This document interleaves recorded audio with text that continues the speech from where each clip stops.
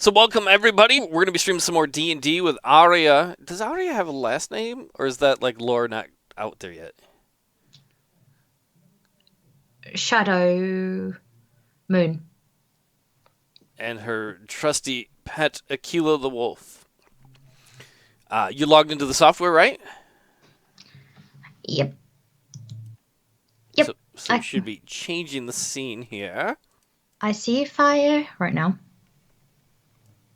Oh wait, I gotta switch you over this way. Sorry, I'm a little rusty. It's been a while since I've done this. There you go. Exit. It is a warm, early summer's evening. The sun is nearing its descent towards the horizon as dusk fills the land. Crickets chirp and a few birds sing. Our camera looks down at the old Westville forest. Running along the south side of the forest is a lonely road. The camera pans northward, deeper into the woods. There in a remote forest clearing we can see a campfire. The crackle of the fire and the smell of smoke is carried on the wind. On one side of the fire, the wolf Akela rolls around playfully. On the other side of the fire, an elven ranger wearing green clothes and a silver necklace with a beautiful blue stone set in the middle looks into the fire. What is Arya and Akela doing, other than the fact that Akela is like rolling around playfully? I have like a mini guitar, let's just say that, or something that's kind of medieval that would symbolize a guitar. And I'm playing it around the campfire. Okay. You ready? Yep.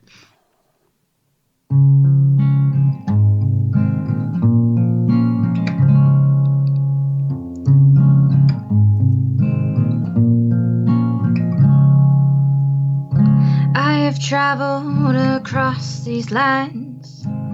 What's left of my home, I don't understand. How do I know which path to take?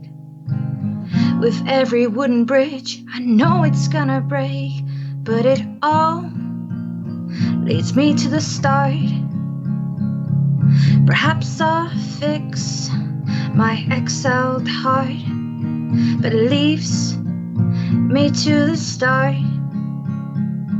Perhaps I'll fix my exiled heart.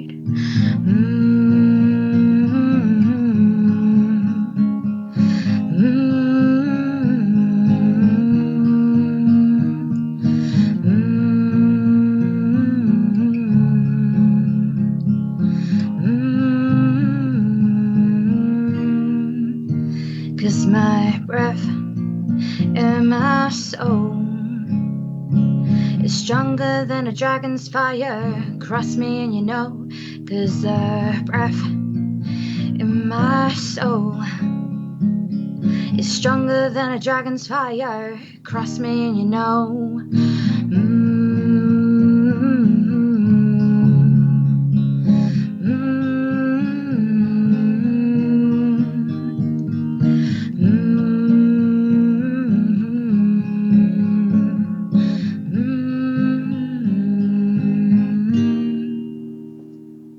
That's what I'm playing. That's really good. Thank you. Let me know when you're ready. No rush. Yeah, good. As the last note of the song rings out in the quiet night woods, a wolf, the wolf Akela, suddenly stops.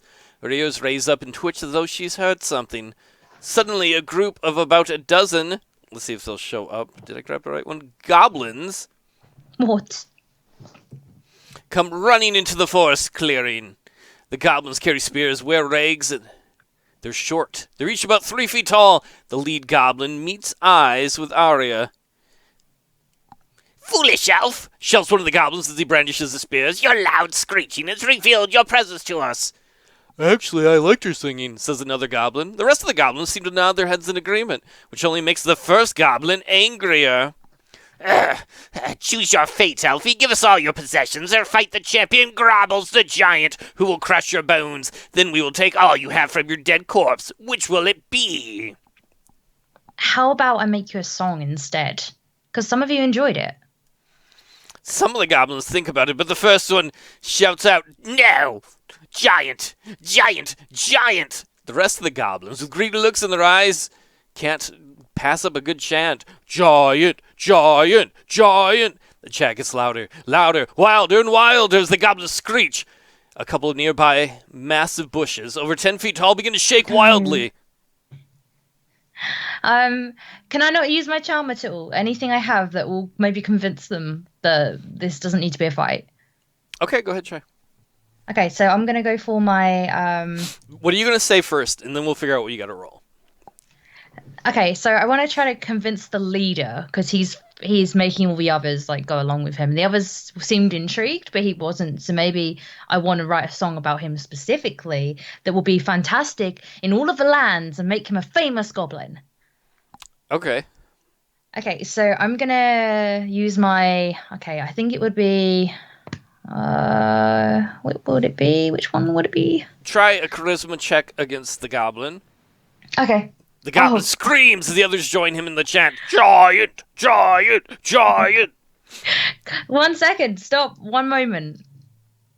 Okay, and then I kind of get down to his level as well, and I want to. You should be able to move Arya and Akela too. I think you have control of them at this time, if I set that up right. Oh, there you go. Okay, so this is the main goblin, right? Yeah, that can be. Okay, so I want to kind of go down to his level, because I probably look quite like high up, so I want to kind of go down to his level and stuff, and say what I've just told you. Hey, Brett. Hello. I'm going to roll a dice that I don't know what I'm rolling. I think a D20, right? Yep, a D20 and then add your charisma modifier. Oh my gosh. Oh wait, do I not have one? Wait, I've got to. You tried to in the first adventure stream poop in the yard of an old man and woman. Charisma may not be your character's greatest stat. How should that go, Brad? It's CHR, right? Yeah. Oh man, I don't have a charisma like modifier for that one. Oh, okay. So it's a plus 0 on there, or just a 0? Just a 0. Okay. Okay, so we're just gonna hope for a good roll then, I'm guessing.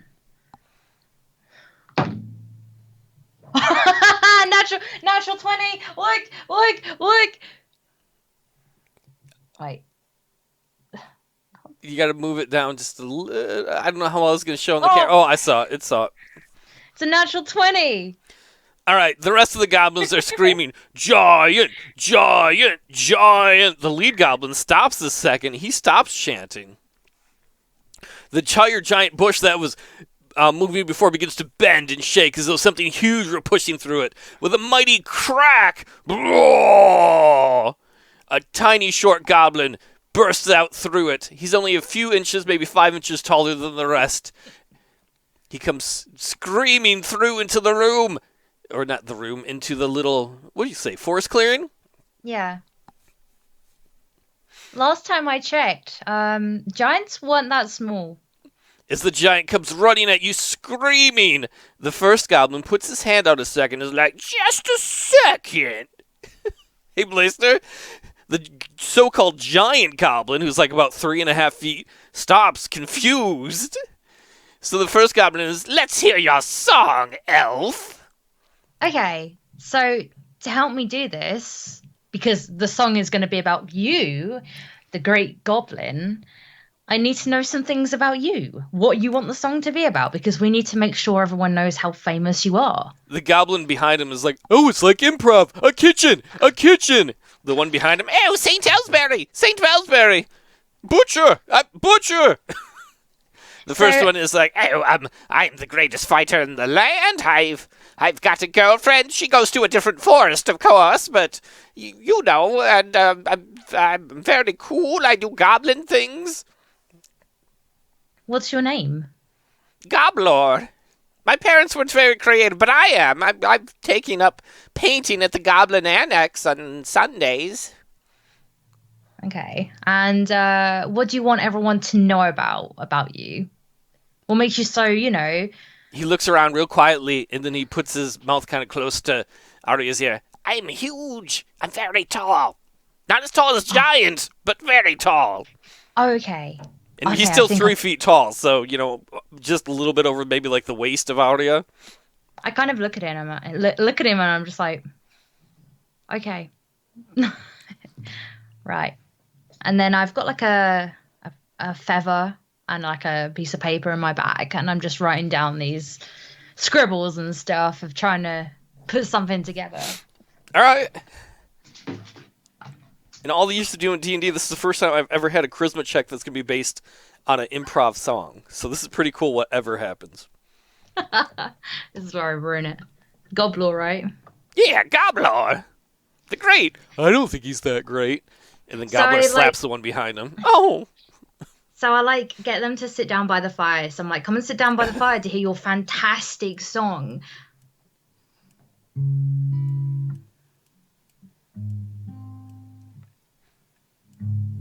I take it she's going to go by the fire too? Yeah, she's going to sit down with her instrument. What's Akela do during all this? He's just kind of shrugging and just carries on playing.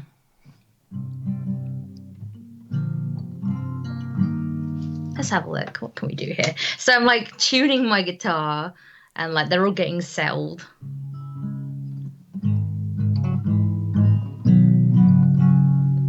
Okay. I'm going to take this off so I can hear it properly. Okay, yeah, do whatever's comfortable. Because I like in the way. Let's think.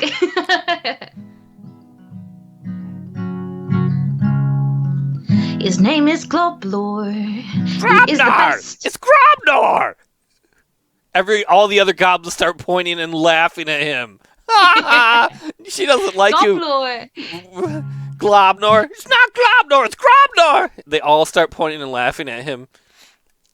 Make a charisma roll. Make a charisma roll, because you got his name wrong. Oh, no! I got an 11. He runs off into the trees crying. No, come back. Like I'll start saying his name right and trying to sing again. The giant's like, you could make a song about me. Do you want a song as well? he says yes, and the other little goblins cheer. My name is Mirth.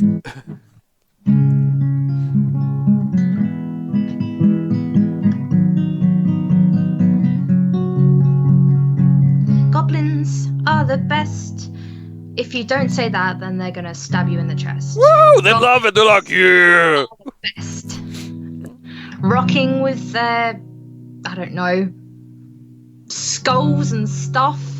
Oh, they're getting down to it. They're like, yeah, high five. It's low fives because goblins are short, but don't tell them that. They'll get annoyed. They are so tall. You should be careful where you ever do fall. Goblins are tall, but not as big as giants because they're practically their cousins as well, and they get really upset about it. So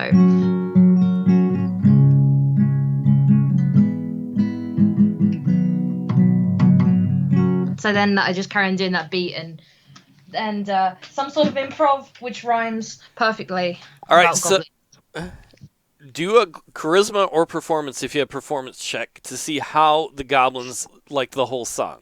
They seem to be into like your theme. They seem to really like that. I don't have perform, so I'm going to go with charisma. Okay. That's 17. As Arya finishes this song, the goblins cheer and start high-fiving, and they start singing the rest of the lyrics on their own about how tall they are and how awesome they are. In the midst of their cheering, Arya's elven ears perk up though and notice a new noise. Or rather, a lack of it. Though there's a lot of noise in the clearing, because she has very crisp elven ears that can hear a little farther out. The normal night noises outside of the clearing are gone. There are no crickets, there are no cicadas chirping. It's suddenly silent. Boom, boom, boom, boom, boom, boom, boom, boom, boom, boom, boom, boom. In the distance, Arya hears the bassy notes of heavy rhythmic drumming, the sound of a solo drum. It is soon joined by another drum farther away, then another, then many more. The goblin... Oh, sorry, go ahead. I want to get myself into the bush as quick as I can, and I want to drag the goblin that was a giant with me by his hand because he's just kind of standing there glumlessly looking. All right, go where you want to go, and then I'll just have that one follow you. And you can move Akela where you want. We're gonna go into this area and is that a rock as well, or just mainly a tree? There is a rock right here. You can hide behind the rock if you want. Yeah, can I kind of hide behind the rock here with everybody, the three of them? As you do that, you can see that the rest of the goblins, not the giant that you grab by the hand, the rest of them run out of the clearing. They run, it seems like, towards the sound of the drums. Hey, Foxy, how you doing? Hello. The Yeah. giant turns to Arya and it's like, "Oh, I'm sorry, stupid Grobnor. Your song made him sad. Those are our war drums. I must answer them. Thank you for the greatest song. We will sing it for all time. What is your name so I can tell our people?" My name is Arya. It was nice to meet you. "Nice to meet you too, giant And then lady." I kind of bend down to speak to him, and I'm like, "You may not be as big as a giant, but your heart is." I'm giant. And he walks away to act like he's not hurt. He just kind of backs up and then quickly turns and runs away. Maybe goblins are a little more sensitive than we gave them credit for, which wasn't what I had planned for the adventure, but because Lauren or Arya did so good on charisma things changed. There was going to be combat, but she kind of charisma Did I through just all of it. did I just get all out of combat by doing that? Yeah, because they were going to fight you. Oh, but they wanted music. It ended up being better the way you did things. Boom, boom, boom. Goblin war drums ring out in the night air, getting louder and louder, calling the faithful to arms. Though a few goblins are little match for Arya, she knows that a whole army of them would easily overwhelm her, even with the trusty help of her wolf companion. Boom, boom, boom, boom, boom, boom, boom, boom. And she can hear the drums getting closer. What does Arya want to do? I stay in the tree. I want to just keep a lookout. All right, Arya waits there for a little bit, and then I'm just going to use one of these to represent. This is going to be like a whole squad of goblins. Okay. A whole squad of goblins in like war regalia starts to march through the meadow. They stop and they look at the fireplace. Make a stealth check.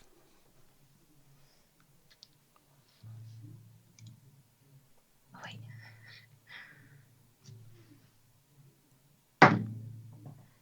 12 plus. Where's stealth again? Sorry. It should be, I think, under your skills. I just add the total, don't I? Yep. Onto it. Okay, so I got a 17 for that. All right, so a whole squad of them, like about 8 goblins. We'll just use this one to represent it. Look around the clearing. They don't see you anywhere, and they march through. Yeah, I am running this on Roll20. Roll20 is really nice if you want to use like Skype or Zoom or Discord to do an adventure. And there are people looking for folks on Roll20. Like if you're like, oh, I want to find a group, there are people looking for folks on there. It's a really nice free program. As Arya and Akela sit in the woods, do you have any like local knowledge, like history or just local knowledge period? Not really. Then just roll a d20. 9. Arya remembers that there's a human road that's south of here about half a mile. She can begin to hear like more and more brushes or like trees bend and stuff as more and more goblin squads are not necessarily walking through the meadow but like marching north of her. I want to follow where they're going. Okay, you can try to. Yeah, I want to use my stealth and follow where they're going. Okay, so Arya finds one squad and decides to follow them. Make a stealth check. I got a 13. Okay, so this squad's a little bigger than the other one. This squad's got this may be more of a company than a squad. It's like Okay. maybe about 20 goblins, and they are looking for something. And Arya can overhear them because she's got really good elven ears. And Grabnar told us there was a rich elf here. Once we find her and destroy her, her wealth will be ours. That's me. And then they kind of just keep going. They're basically just kind of spreading out throughout the north part of the woods. I'm just checking my equipment and what I have on me. Seeing if I have anything that I could maybe use. I thought I had poison on me, but I don't think so. I don't know. I don't think I got poison on me. When we're done with this adventure, if you want, we can run by a store and do some of that other stuff. So, Okay, can I make poison into a craft? only if you would have that skill. That's something we could do later on, but it wouldn't be something she'd magically be able to figure out right now. Okay. Just because I thought because my survival was quite high, that would be on that. We could maybe do something like that, but then that would take time, like finding mushrooms and preparing them, and And also my craft's high as well. you could probably do that, but I think that would take a while, and you would probably be Okay. found by a company if you're like in the middle of the meadow. Not now! I'm brewing potions. Yeah, that's true. Because do you know what I wanted to do? Get a campfire set up with a load of food and drinks, and then we'll go there and they drink all the poison, and then it just wipes them all out. Yeah, but I can't do that. Okay. I don't want them to find me, so I want to go the opposite way now. Now that I know what they're looking for. Okay, so you want to head south because they're all kind of milling around in the north. So Arya, that's what you said, right? You wanted to head the opposite way. Yeah. Okay. So Arya heads south, and as she goes further south, she gets further away from the gob. Well, I'll actually make one last stealth roll. Let's just see if they hear you as you sneak away. I got a 17. Okay. She is as quiet as I don't know, like a gentle wind. Ooh. I guess she's an elf, right? That's what elves are good at. A gentle wind. So she farts. Was that you, Grobnar? No, it wasn't me. Maybe a little. I don't know. Wait, did you change the lighting for red for alert there? Yeah. That's awesome. Yeah, I've got a. Eventually, I want to do it with light Stream Deck. If we do more of these, I can change it for different scenes. That's super cool. I got it from Hyper RPG. I stole it from GG because they use that with their lighting. Anyway. All right, so Arya walks kind of south through the woods until she eventually hits a road. Dusk is gone and early evening has arrived. Our camera looks down at a rather large tavern. So let's see if I can switch this over correctly. If you start on the top right of the map, you're going to want to move to the bottom, and you will see yourself on the road. It'll be kind of like the bottom center. Hey, it's you! I mean, I don't know what I see. Okay. Dusk is gone, and early evening has arrived. The camera looks down at a rather large tavern, resting along a dusty road. Okay, I'd like to go into the tavern. Trash and debris line the side of the road near the tavern. Lights shine brightly out of the building's windows. A water trough sits on the side of the tavern. Several horses stand huddled by the trough, drinking heartily. We see Arya and Akela walk down the dusty road to the tavern. They pause for a second outside, then Arya opens the door, and they both enter, because you said you wanted to go in, right? Before that happens, could I check on the horses if they've got any bags on them? This is where I wish we had a luck stat. Are you trying to steal from a horse? Perhaps. All right, I would assume because some of the tavern patrons would stop for a drink and then go on their way, that there's 2 horses that have saddlebags on there. Awesome. Can I check them? You can... Okay, make a stealth check. Let's see if... Or if you have sleight of hand. Sleight of hand might be better, but... Stealth check was a natural 20, so maybe that was the best one to go for. Okay, one of the saddlebags is almost as if Arya has done this thing before. She very deftly and silently opens it. Inside she finds like a pouch of like 15 gold pieces. Is there any poison? No, there's not any poison in there. I would be worried if you found someone that was carrying poison around. They might use it for hunting arrows. Maybe.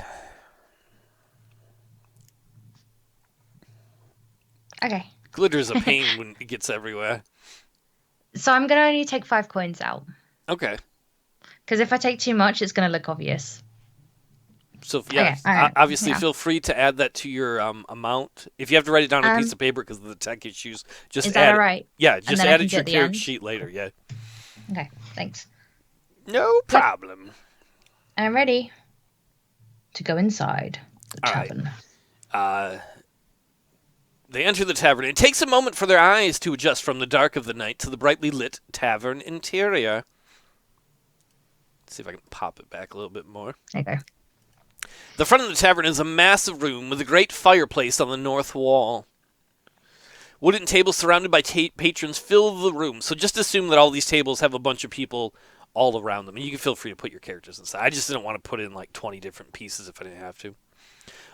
Along the west side of the room is a long wooden bar. People stand huddled around the bar drinking heartily. The busy bar is tended by a balding, middle-aged man wearing a white shirt, green suspenders, and a soiled apron. Waist-high shelves stand along the wall behind him. The shelves are full of liquor bottles. They come in various shapes and sizes, holding liquids of wildly various colors. Hanging over the waist-high shelves is a huge painting of a half-drunk halfling, beer mug in hand, awkwardly trying to ride a majestic flying red dragon. A few feet away from the high-waist shelves are several kegs of beer. You can see those kind of in the corner there, the big old beer kegs. Try to get those on screen a little bit more. They're really cool. Oh, sorry, go ahead. They're really cool. I'm just zooming in. Please carry on. A door near the kegs opens and closes rapidly as waiters come and go, bringing food from the tavern's kitchen to its hungry patrons. A small, empty stage sits lazily in the northeast side of the room. The sounds of darts hitting a board cuts through the loud chatter of the tavern. Not far from the stage, a few farmers are enjoying a game of darts. The room is awash with all the sounds of eating, drinking, chatting, and the laughing of many customers. Ha-ha! That's how humans laugh, is it not? Huzzah! Exactly! Makes me think of Baldur's Gate when you go into a tavern. Oh, I am the Flaming Fist! Sorry. Huzzah! Most of the revelers wear ragged clothes of farmers. Arya sniffs and thinks that the room smells of humans.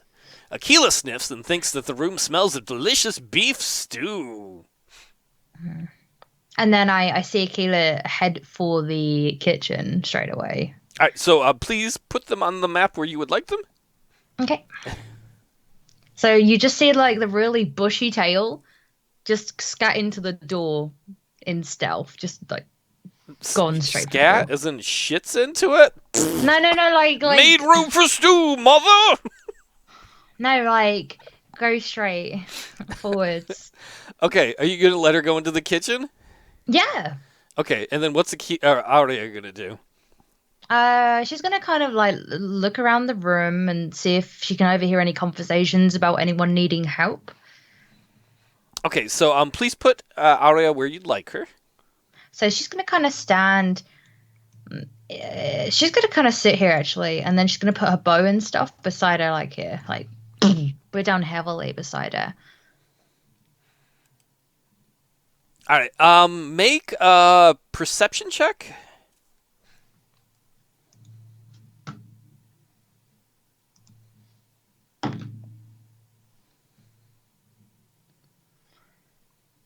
Uh, 24. I mean, what is she trying to find out? If she can overhear anyone talking about any trouble that's happened or any adventures to go on or anyone that's needs help. The farmers who are playing darts over here, you can hear them making fun of Jim for having a bad night at darts. A bunch of the people at other tables are talking about, oh man, did you see the collector earlier? I can't believe he came to our tavern. And another guy's like, oh, well, this shouldn't be a surprise. His manor is only a few miles away. It's kind of like a buzz, like this collector guy, who Arya doesn't know who that is, has like come by the tavern earlier in the day. Ooh, okay. Is that all I can hear? Yeah. As you're doing that, you see the bald bar guy leave the room and then come back, kind of like lightly grabbing Akela. You can see Akela's got stew all over her mouth. And the bartender comes over and be like, is this yours, ma'am? This is the finest waiter dog in all the lands. The bartender frowns. No pets! Akela growls menacingly at the barkeeper. Maybe we can make an exception this one time. Can I roll charisma? For Akela? To convince the bar guy to be like, I'm cool with it.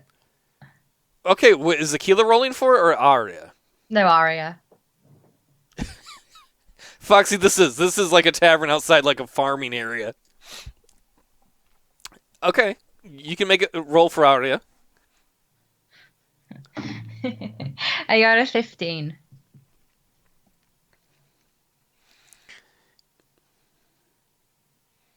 He's the bartender thinks for a. Well, what are you going to say to him?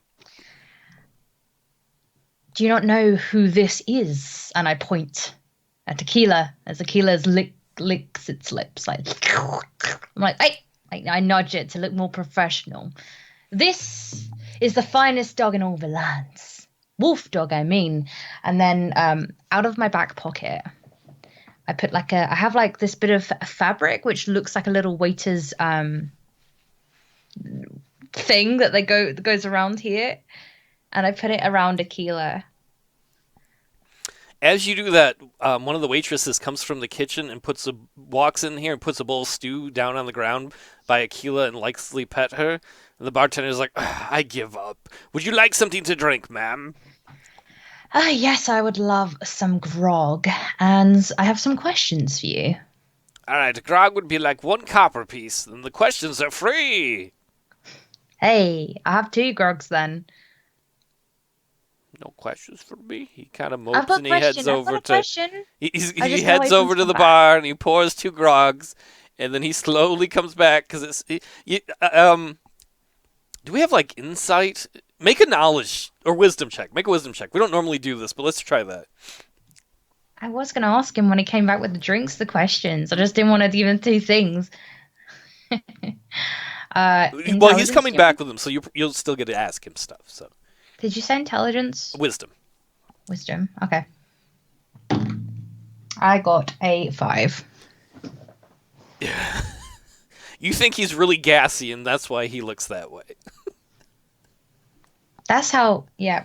You say that's how I look or something? What? What? Stream over. Stream over. That's what I normally say all the time. Stream over. Technical difficulties.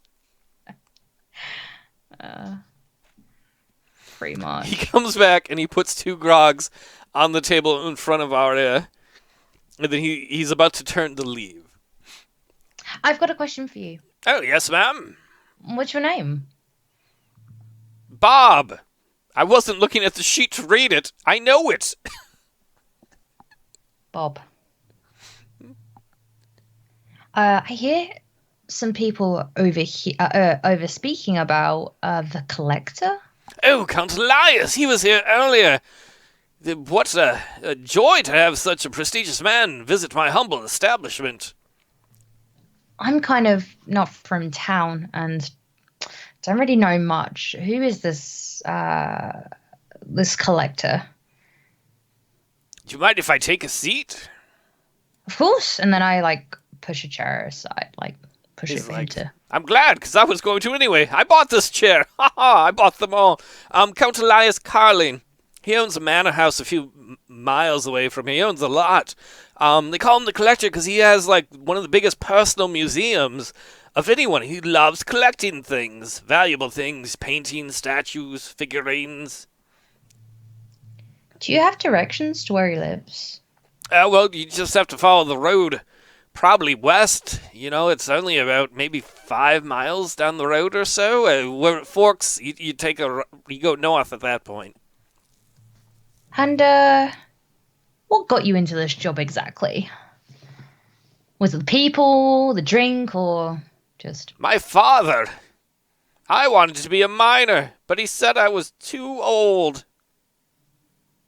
He sits there awkwardly. You can hear one of the farmers playing darts next to him. Bob, your jokes suck! I'm gonna kick your ass, Earl!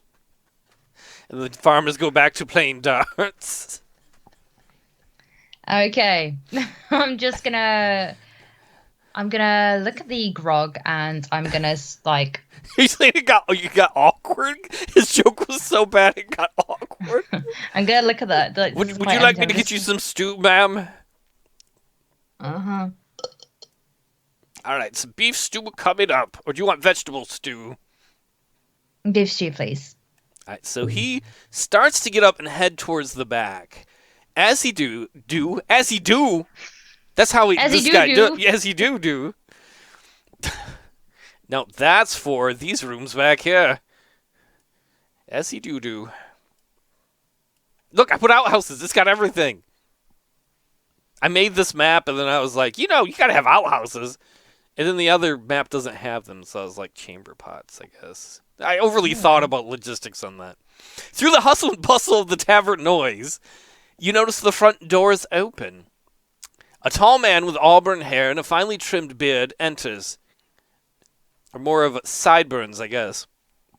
Because I wrote this before I grabbed a picture. He wears a bright red shirt and a vest made of silver thread. A jeweled sword hangs from his hip. He is flanked by 6 men who are heavily armed, which I'm not putting on the map right now unless there ends up being combat. But he's got a guard of 6 men. Each of the 6 men wears a uniform colored red and black with gold trim. An intimidating, large Irish wolfhound with gold collar follows the tall man faithfully. The tall man heads towards the bar to get a drink. And then the bartender goes in the back to get some stew. I want to head over to this man.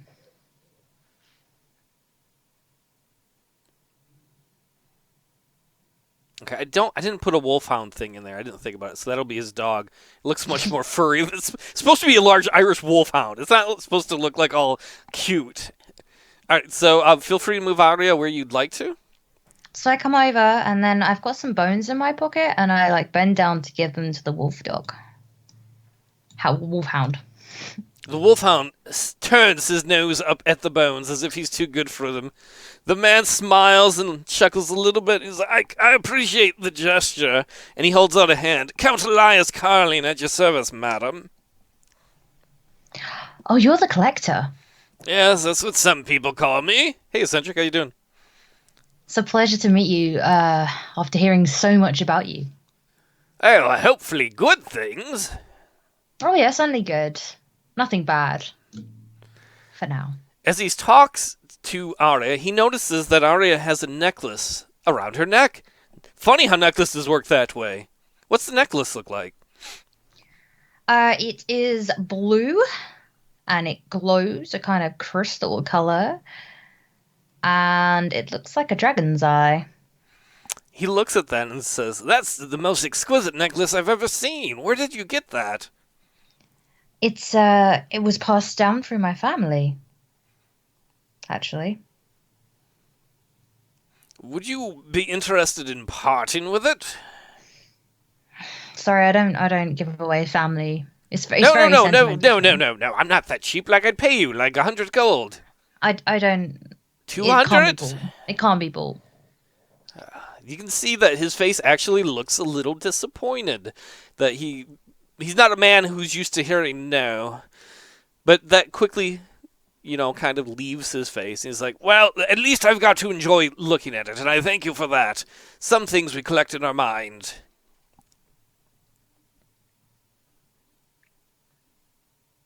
I'm just waiting for him to say more because I've heard so much about him, so I've got anticipation to hear him tell me stories, but At that, the bartender comes back and he puts the stew down for you.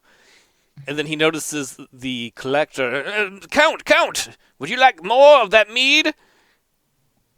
The collector shakes his head like, that was awful. Do you ever need wine? Only when my wife talks to me. The collector's like, that was awful too. The farmers are like, Bob, your jokes still suck. And Bob pours some wine for the collector.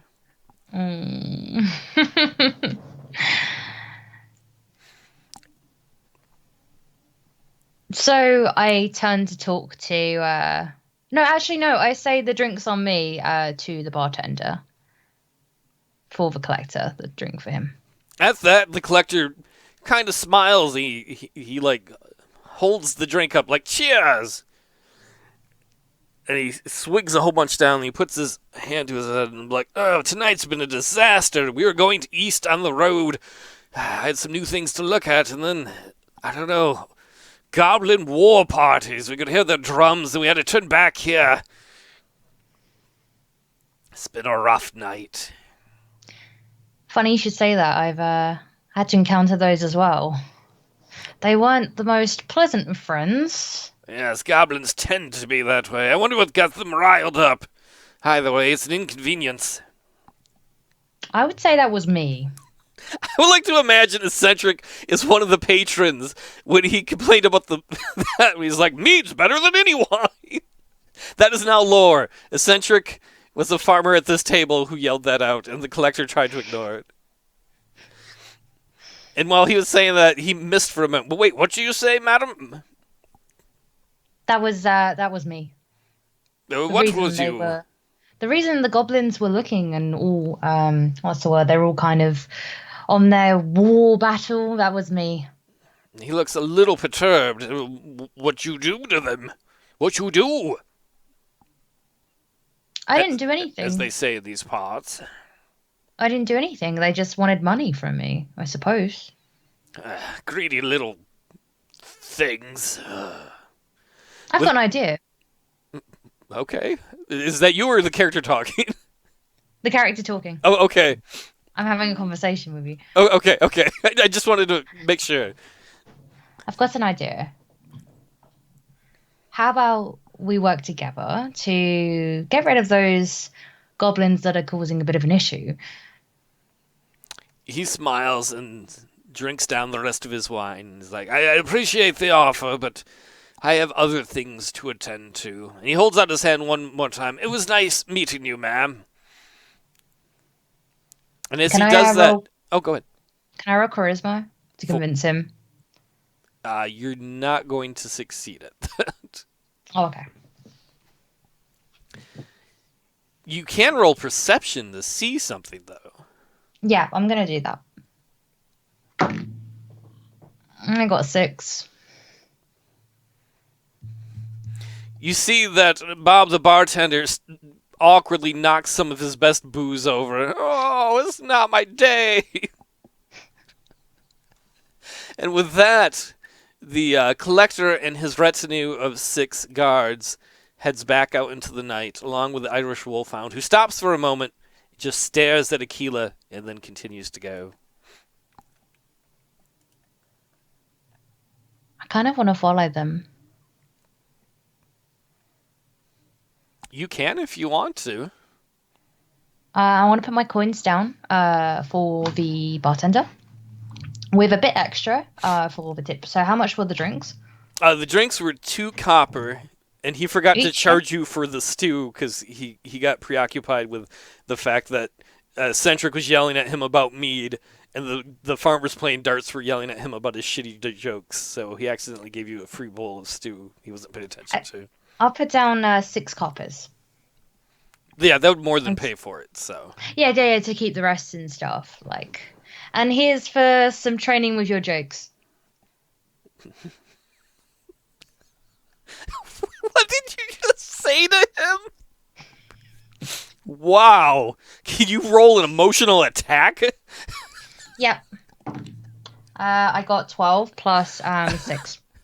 Wait, what are you adding 6 for? Because I can. He was hit right in the feels. Is that what she said she left? That's just the cold burn? Like the farmers over here that were playing darts. It's supportive. It's supportive to get him some... As she walks out and says that, the farmers playing darts are like, oh damn, burned, Bob! It just comes some comedic training might come in handy with him. Alright, so what's Arya gonna do? He was just a sympathetic bartender who tried to help. No, I was being nice. I put down extra money so he can get lessons. I think I was funding his education and future. Fair enough. That was a good gesture. I'm going to ask Akela, look to Akela and go, hey, where did they go? Which direction? And then I wait. Have Akela make I think it's a survival check. I think she gets a bonus on that for tracking. Okay. I forget what the bonus is. We'll just do a healthy one because I don't want to look it up right now. 6. What's her survival number? Because she should have a big number in survival, right? No, it's just 1. Okay, well, we'll say it's an 11. Because you did that quick enough, you come out and you can see the kind of the tail end of their horses head over the horizon. Okay. I'm going to follow them stealthily-ish. All right, so Arya and Akela continue down the road following the Collector and his retinue. They don't really see the Collector in the group, but they see his retinue, so perhaps he's a little farther off. As they turn a corner, they disappear out of sight behind some trees. Okay, I'm going to go after them real quick. All right, make a stealth check. Be like... like kind of crouch walking.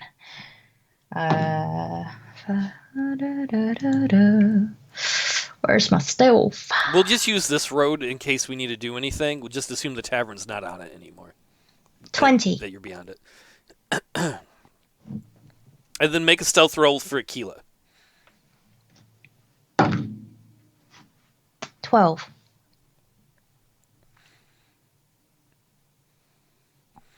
As you turn the corner to catch up, you can see, or Akela sees, 5 of the guards of the Collector stopped, waiting, with their swords out. They don't see Arya, but they pull out their swords to go after Akela.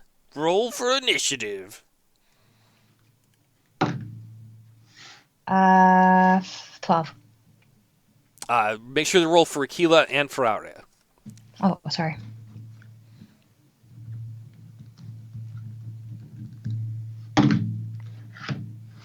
Nine for Arya.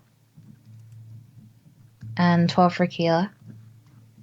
Alright, so it's going to be the guards, then Akela, and then Arya. But they've not seen Arya yet. Okay. So the 5 guards are all going to run over to attack Akela. But I don't want to attack them because then it's going to alert him. They're attacking Akela because they've seen Akela. Why are they attacking my wolf? Because they see a wolf following them. That's rude. Can't I just jump out the bushes and be like, stop? It's my wolf. You can try, but they get to go first in the order. Yeah, okay. I'm going to try that. Okay, so they're all going to run. Let me get them a second. I should put them on here so we can... That really builds a sense of... We're not going to use that one. What? Oh, these are horrible. I should have got some of my own. Plus, they don't show up as well as I'd like on there. I can't see them really. It's like they blend into the road. Yeah, I don't have a lot. What about a racing car? That'd be a good idea. We'll just use these fat dudes. Assume they're not fat dudes, though. They're kind of... That they're the well-dressed guard dudes. Okay. I will assume. So we'll put them like this, where 2 of them have run up to Akela to attack, and the other 2 have gotten this far on this turn. So we'll have the first 2 attack. What's Akela's AC? 14. So one of them hit for 3 points of damage. Oh, man. Wait, okay. Yep. Alright, so that makes it Akela's turn. Akela's gonna retreat towards Arya. Okay, if that's Akela's whole turn is disengaging, Akela can disengage without an attack of opportunity, as long as Akela's not attacking or anything. Yep, I want to do that. Okay. And then just move Akela wherever you'd like, within Akela's normal movement range. So, behind Arya, like that? Yep, that's fair. And then it's Arya's turn. She's kind of going to skid out with her hands in front of her, like, no, stop, this is my wolf. When that happens, that's her turn. Yeah. The guards smile, and they all run after Arya. What are you doing? They're going to have dialogue with me. Well, one of them yells, "Get her!" Why are they gonna get me? Wait, why are there 5? Did I accidentally duplicate one? Did I say there was 5 that showed up? I don't remember. Well, there's 5. So they all attack. They all kind of put their swords away and go to attack. The first one jumps on her, so try and make like an opposed strength roll, I guess. That's just D20, isn't it? Yep, plus whatever strength bonus she has.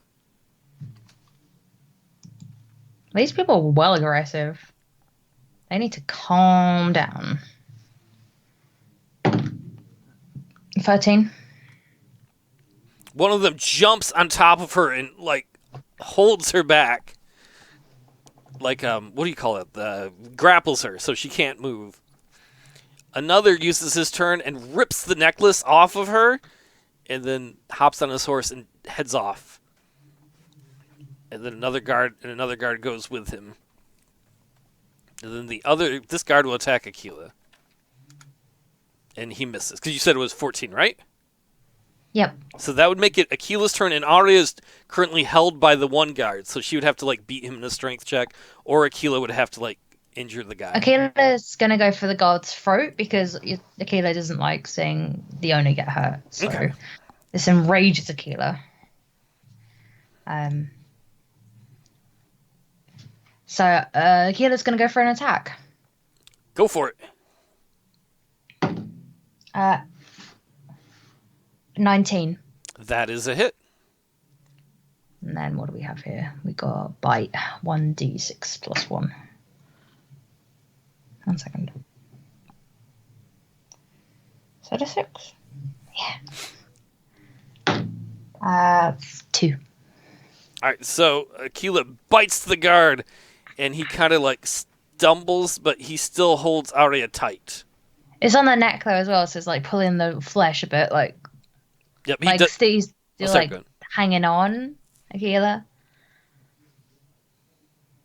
Well, that would be just a normal attack. You could have him try to grapple the guard at the same time the guard is grappling Akela next time if you wanted to. Or yeah, okay. I just want to go for the neck really, like kind of rip it. And what's Arya going to do? Because she's still like held by the guy. She's gonna pull out her knife. Can she like? Because the knife's in her pocket. Can she like? Yep, she can try and break free, or she can do a knife attack like that if you want to. She can pull out the knife. And, okay. Yeah. Totally. Okay. And let's do it.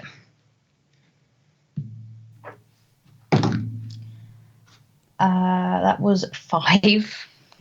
That is a miss. I guess it's kind of tough while you're, like tied up like that. So the other 3 ride off into the distance, into the woods, and you do not see where they go, but it looks like they're going along the road the whole way.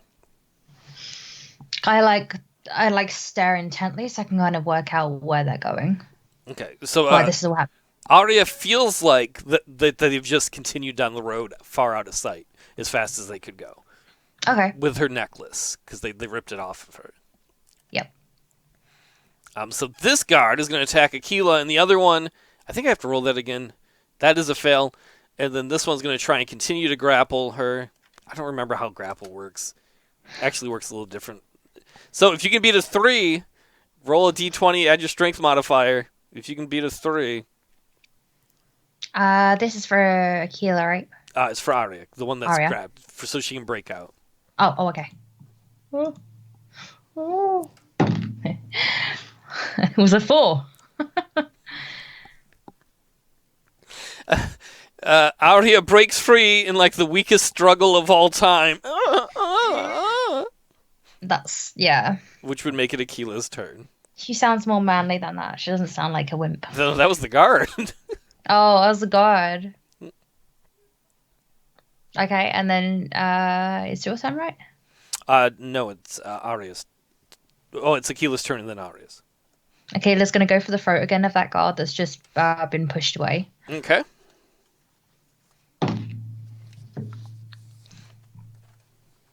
That is 12. Such a like that. 12 is a miss. So it makes it Arya's turn. And Arya's totally free now, so she can use whatever weapon she wants. I think she has a bonus against humans, doesn't she? With her bow or maybe just any weapon? Because aren't humans her favorite enemy? Maybe. Yes, they are. +2 bonus on weapon and damage. All right. Wow, you knew that and I didn't. I should have known that. Okay, let's go for a stabby stab. All right. Grab a knife. I'm gonna go for the side of his arm, like here. Okay. For which one? The guy that got the guy who got hit and the one who had grabbed her earlier is the same one. So I assume that guy. Yeah, that guy. Okay. Natural 20. All right. So you can roll the damage twice. That's the way we do it here.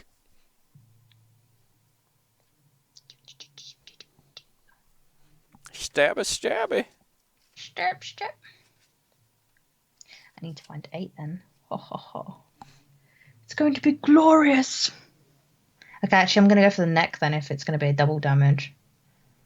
Because the neck is weak. Like jelly. A-side one should be like 2 pyramids taped together at the base. Yeah, this one? I can't see it, but yeah, I think so. You have to hold it down just because of the way I've got my windows set up. Oh, sorry. It's right. Okay. It goes up to 8, so it's right. Yep, so just roll that twice and add your modifier to it twice because you critted. 4. 2. 8, right? Well, you get +2 to damage, right? Yeah. So just add that twice. So 10, That's what I right? just said. Oh, okay, 10. Yeah.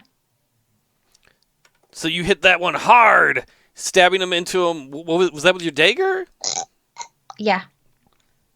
All right, so that guard is furious. He's going to go after Arya and miss. Is his neck bleeding? Yeah, that's probably why he missed. He's like, and the other one's going after Akela again and hits.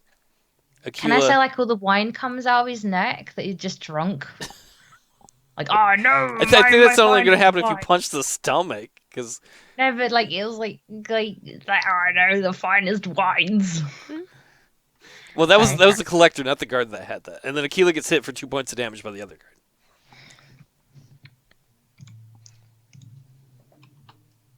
Okay. And then that makes it Akela's turn, and then Arya's turn. Akela's going to go for the weak guard.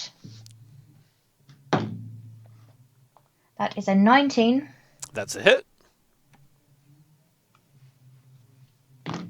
That is a 5.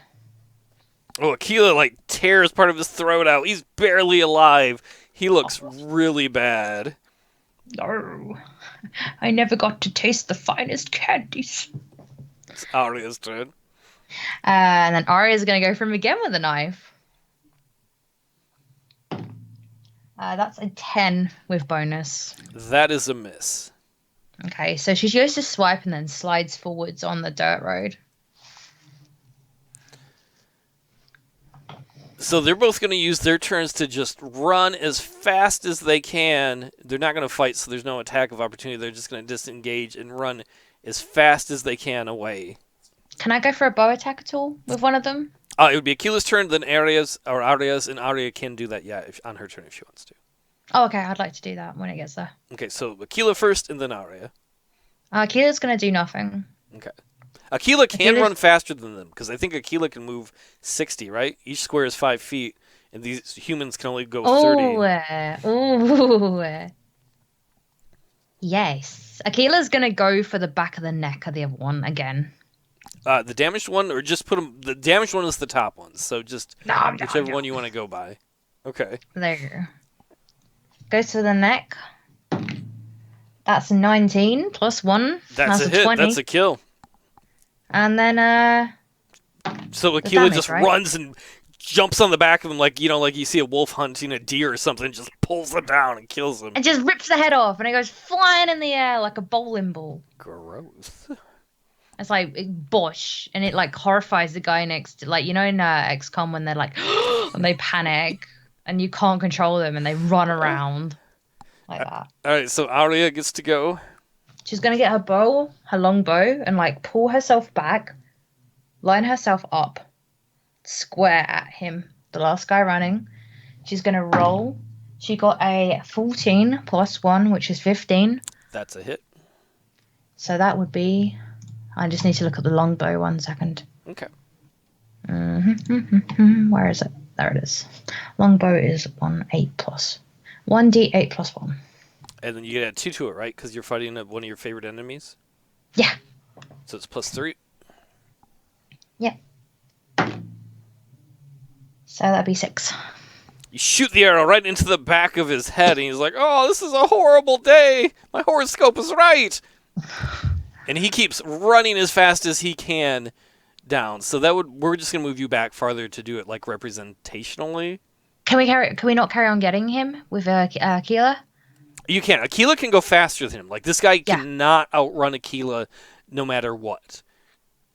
I want Akela to go for him. So that was his turn. He ran like another 30 feet away. Akela would only be 30 feet away now because she'd already like gone to the other one. So I want Akela to just grab him by the scruff of the neck if I can in this turn, and, like pulling him back.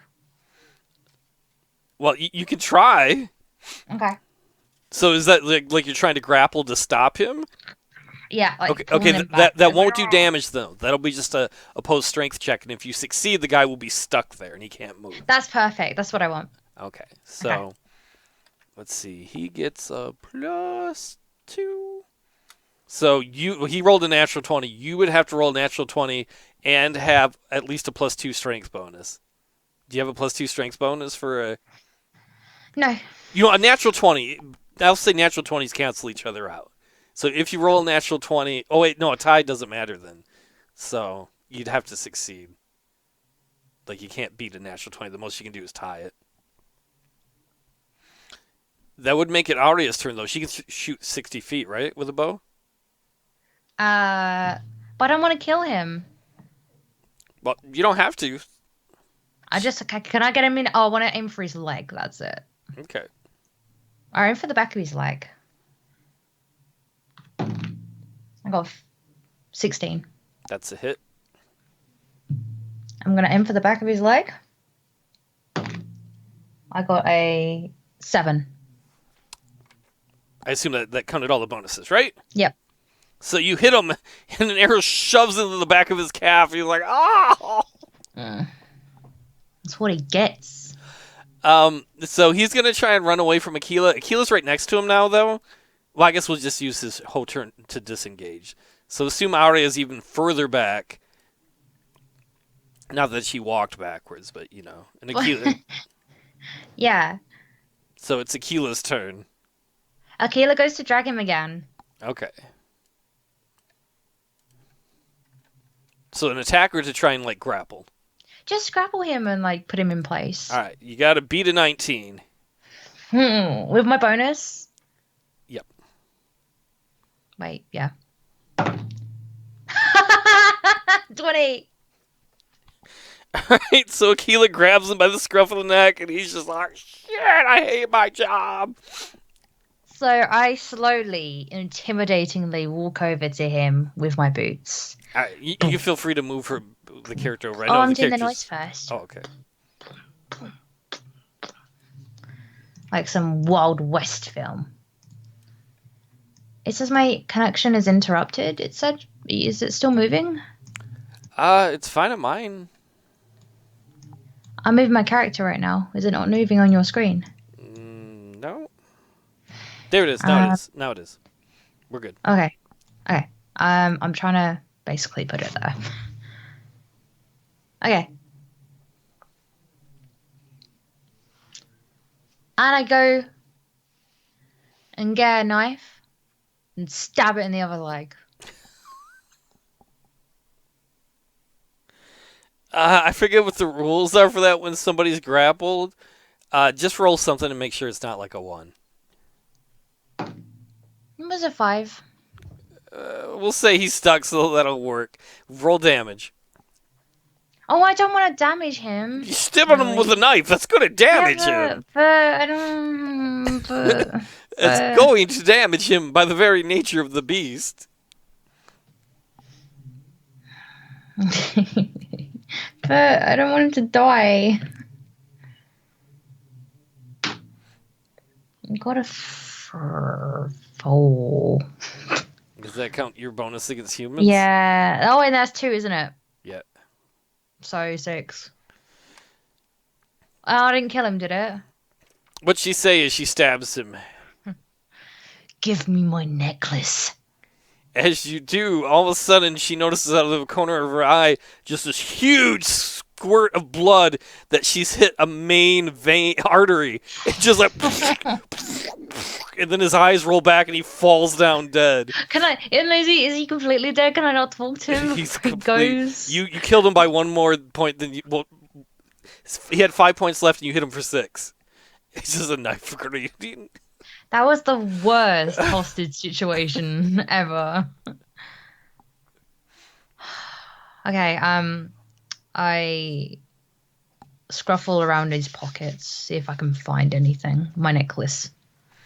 You look around his pockets, you find a few copper pieces, like maybe 4 copper pieces, but you don't find the necklace. The ones who took the necklace rode away. What the actual hell?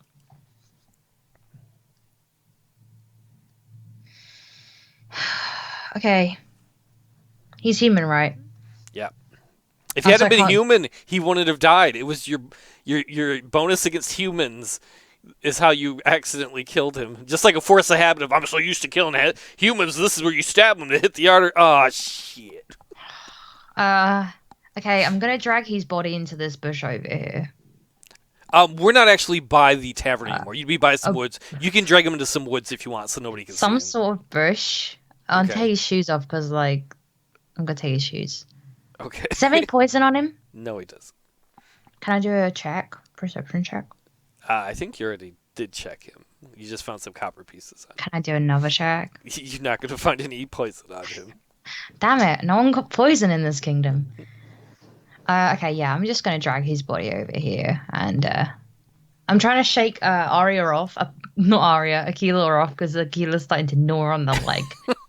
Akela, stop it. Stop it. Stop. Alright, fair enough. Yeah, and then I kind of carry on down the path. How far down the path of the road do you want to go? Until I find people. Alright, you go maybe like a mile or 2 down the road until you come to a fork in the road. One of the forks leads north, the other continues to go west. I'd like to go north, please. Okay, you follow the fork north a ways until you see a manor that stands in the distance. Ah. Let's switch the map over. See if I can get this to show correctly. Oh, I didn't raid the tavern. What would you raid it? It was just full of farmers having a good night. It might have some stuff in the bedrooms. You mean you wanted to rob the tavern? Listen, I'm used to RPG games. You gotta loot every room. Up ahead, you see the manor of Count Elias Carlane. It is surrounded by an impressive 10-foot tall wall made of gray stone blocks. A gravel road leads to a large iron gate. Set in the middle of the stone wall, atop the front gate... Wait. Oh, gravel road leads to a large iron gate, which is set in the middle of the stone wall. Sorry, I gotta add those words. The top of the front gate has the initials EK worked into its wrought iron structure. 2 imposing guards wearing uniforms colored red and black with gold trim stand on either side of the front gate. Looking over the stone wall, you can see the tops of trees and the top of a small building that looks a bit like a gazebo. Behind them both, you can see a large manor house. It is made of stone and is 2 stories high, with a left and a right wing. The second story of the manor house is a massive circular room with a mighty copper dome on top of it. So I can put... Where are my fatty guards? Because I didn't bother to put... So we got like 2 guards standing... And these aren't fatty guards. Imagine they're wearing really fancy black and red uniforms with gold trim on them. I'm just trying to get a color that would match them. So it would be like maybe a... No, I'll just stick with that. Okay. I'm just getting the ambiance.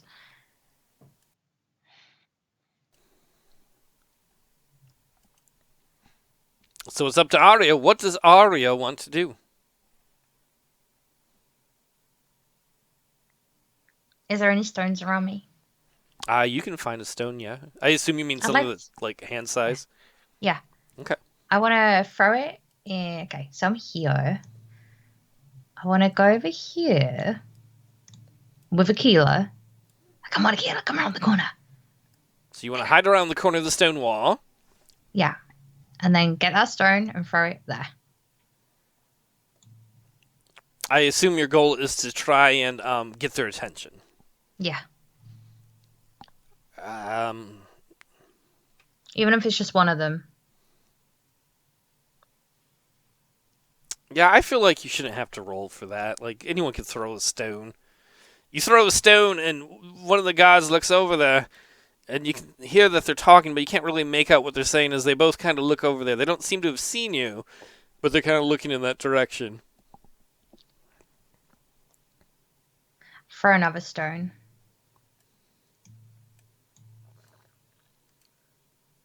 I hear something. Oh, it was nothing.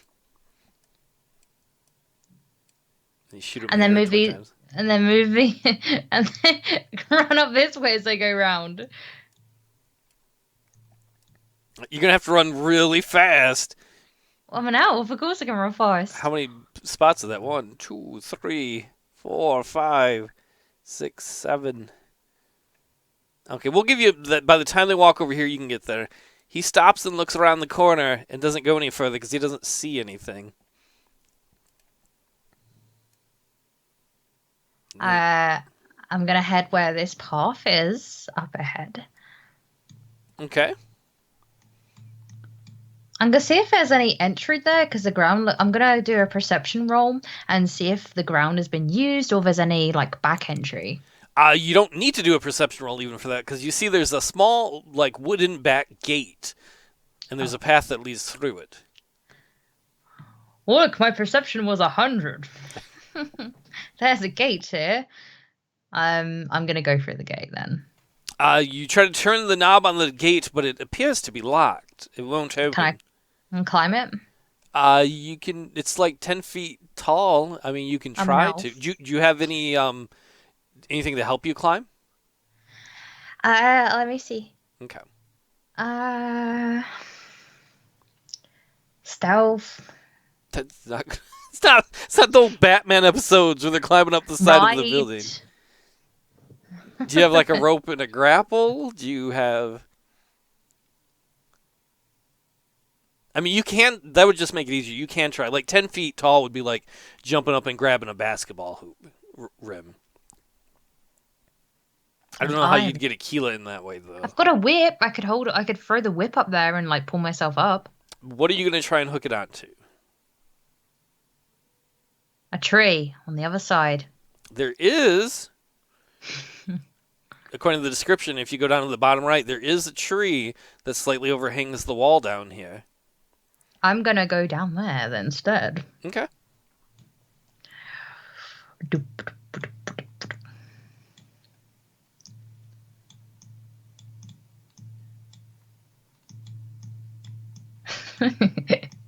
This is interesting. So you're going to try and use the whip to grab a tree branch and then pull. Ara would pull herself up, right? Yes. Okay, so make a stealth check.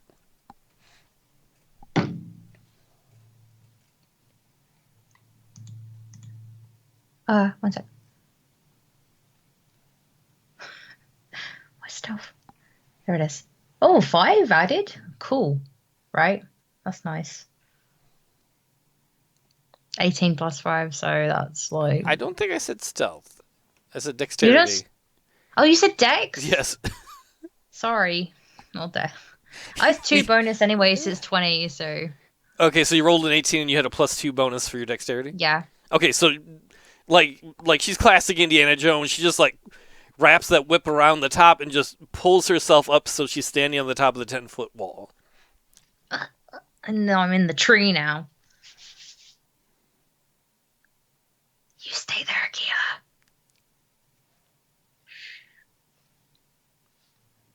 And Akela just like... All right, keep going. Okay, I'm in the tree, and I want to kind of like casually jump down. Just here. Okay, make a stealth roll to see if you can do it quietly. Natural 20. It's like a leaf falling out of a tree and hitting the ground, like nobody hears anything. And then I would like to do a perception check to see if there's anyone around me, like enemies or something like that. Okay. That is a 19 plus a... What did I just say? I was going to do perception. Yep. That is 19 plus 9, so that is 28. Welcome back, Brad. You don't notice any guards in the inner courtyard area where you are, but you do see that the front gate guards have come back to their front gate positions. You see a very fancy fountain in the center, kind of like the driveway. Across the way, you can see in a gazebo. The initials EK are kind of like worked into the woodworking of the gazebo. Okay. And you can see a very fancy manor house. You can kind of see a little bit into this room here, and you can see that there's like a bunch of animal heads mounted on the walls, like hunting trophies. I want to go, if I can, I want to go around this side. I want to open the wooden gate for Akela. Okay. You get over there and you find that there is a latch on your side that you can unlock. There you go. Come in. Akela rushes in and starts rolling in all the mud because she loves doing that. Rolling in all the mud. I'm like, come on, Akela, stop messing around. Like, just ignoring me and just like all the fluffy, bushy tail and stuff. Sorry, I just have to get a map out. I didn't get my map out for this so that I can see what room is what. Thanks. Sorry about that. And then we're going to try the back door again. This one specifically. Do you want me to do another perception to see if it opens? It will open. I just Okay. got to find the page for it a quick second. Okay.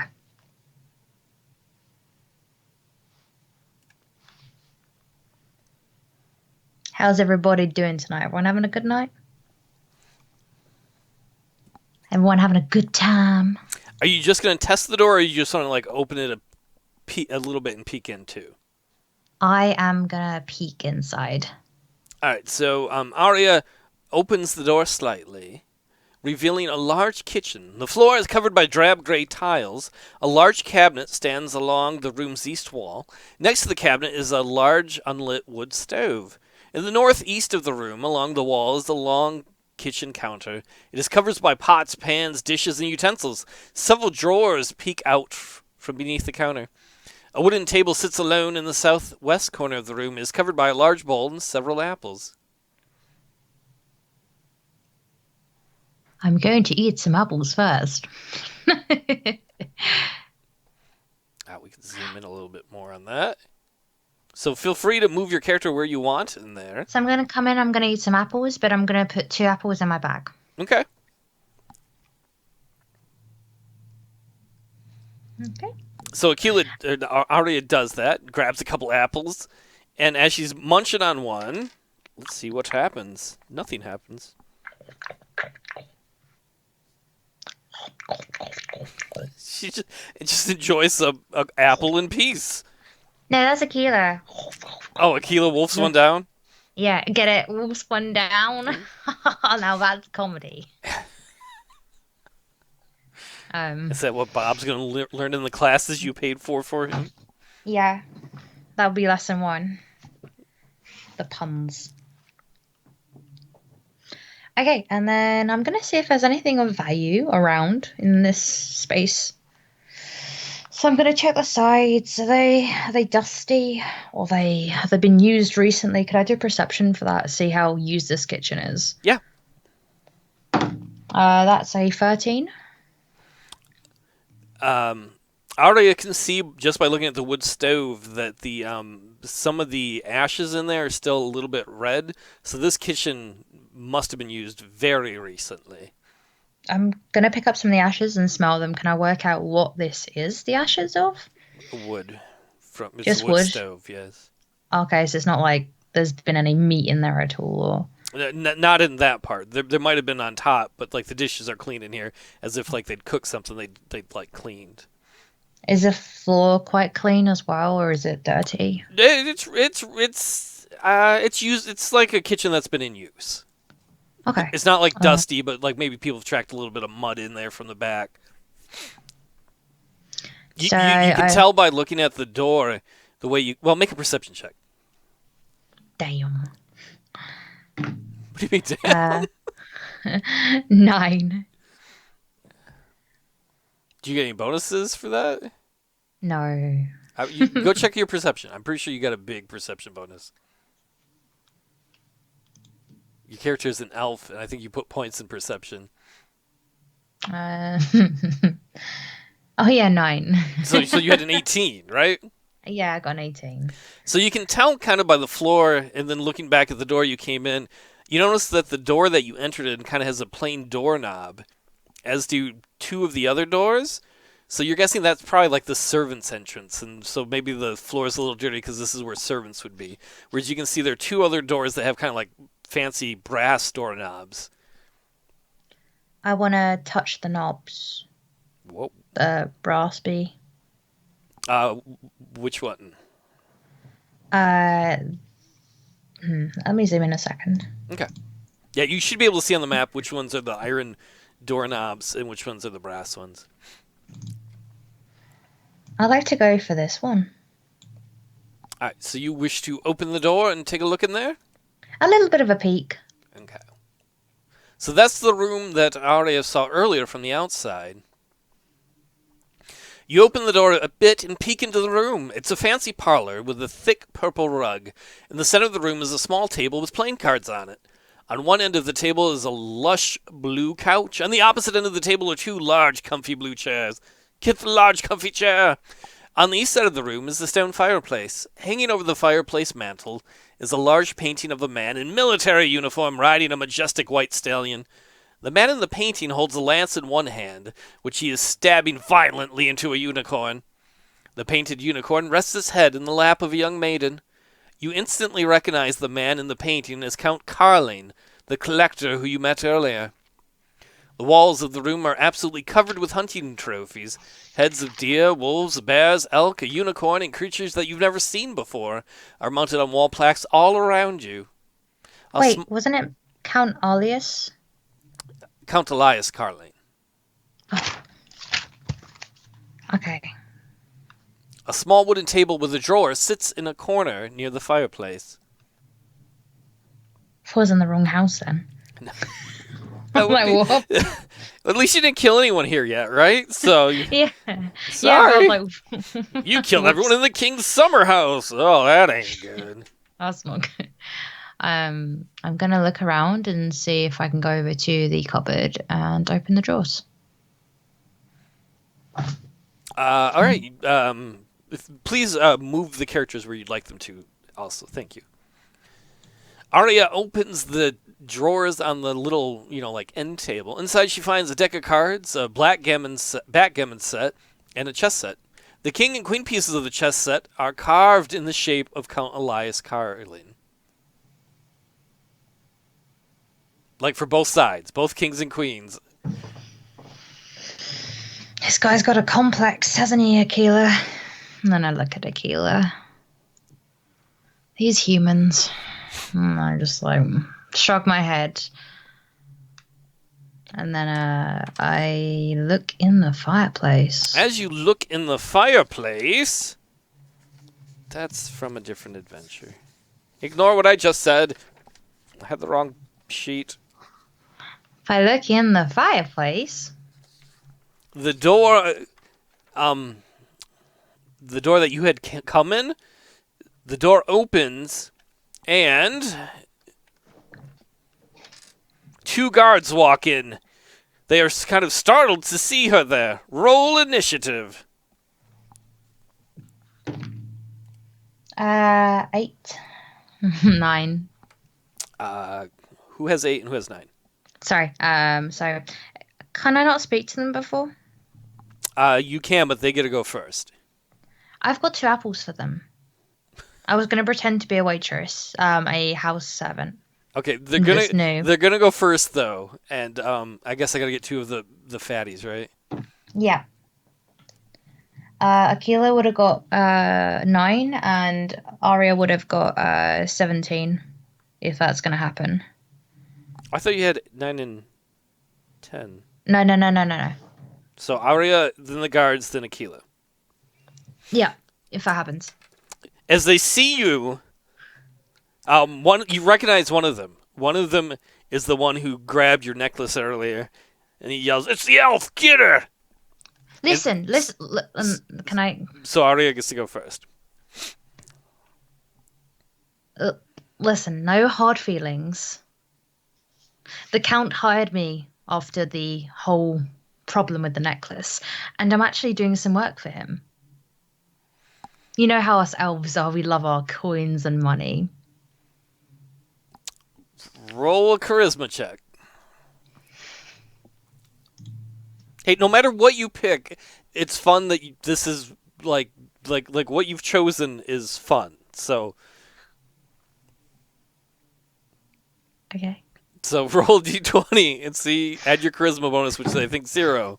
To see if you convince 18. 18? Yep. The guard laughs and is like, bullshit, and he runs over to kick Akela, and then the other guard runs in too. So they're both going to go after Akela. No. Oh, what did I And make? Sorry, go ahead. It's 18 and I had apples. Who doesn't want apples? What would I have to roll for that? That would have been a hard one. You would have needed a 20. Oh, okay. Because he'd already seen you earlier, so he knew you were lying, or he probably knew you were lying. So it would have been a very hard lie to tell. That's a very convincing one, though, that, like, I'm going to do some work for him now because he felt bad for me because I stole my necklace earlier, kind of thing. It's not a horrible one. That's why it would have been 20 and not, like, something ridiculous like 25. But 20 is still super hard. Yeah, okay. Cool. If they're going to kick my wolf, I'm going to kill them then. Basically. That's kind of rude. Akela was just having a nice time in the mud and coming back in.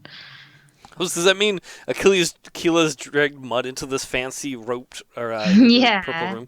All right, so they will both attack Akela.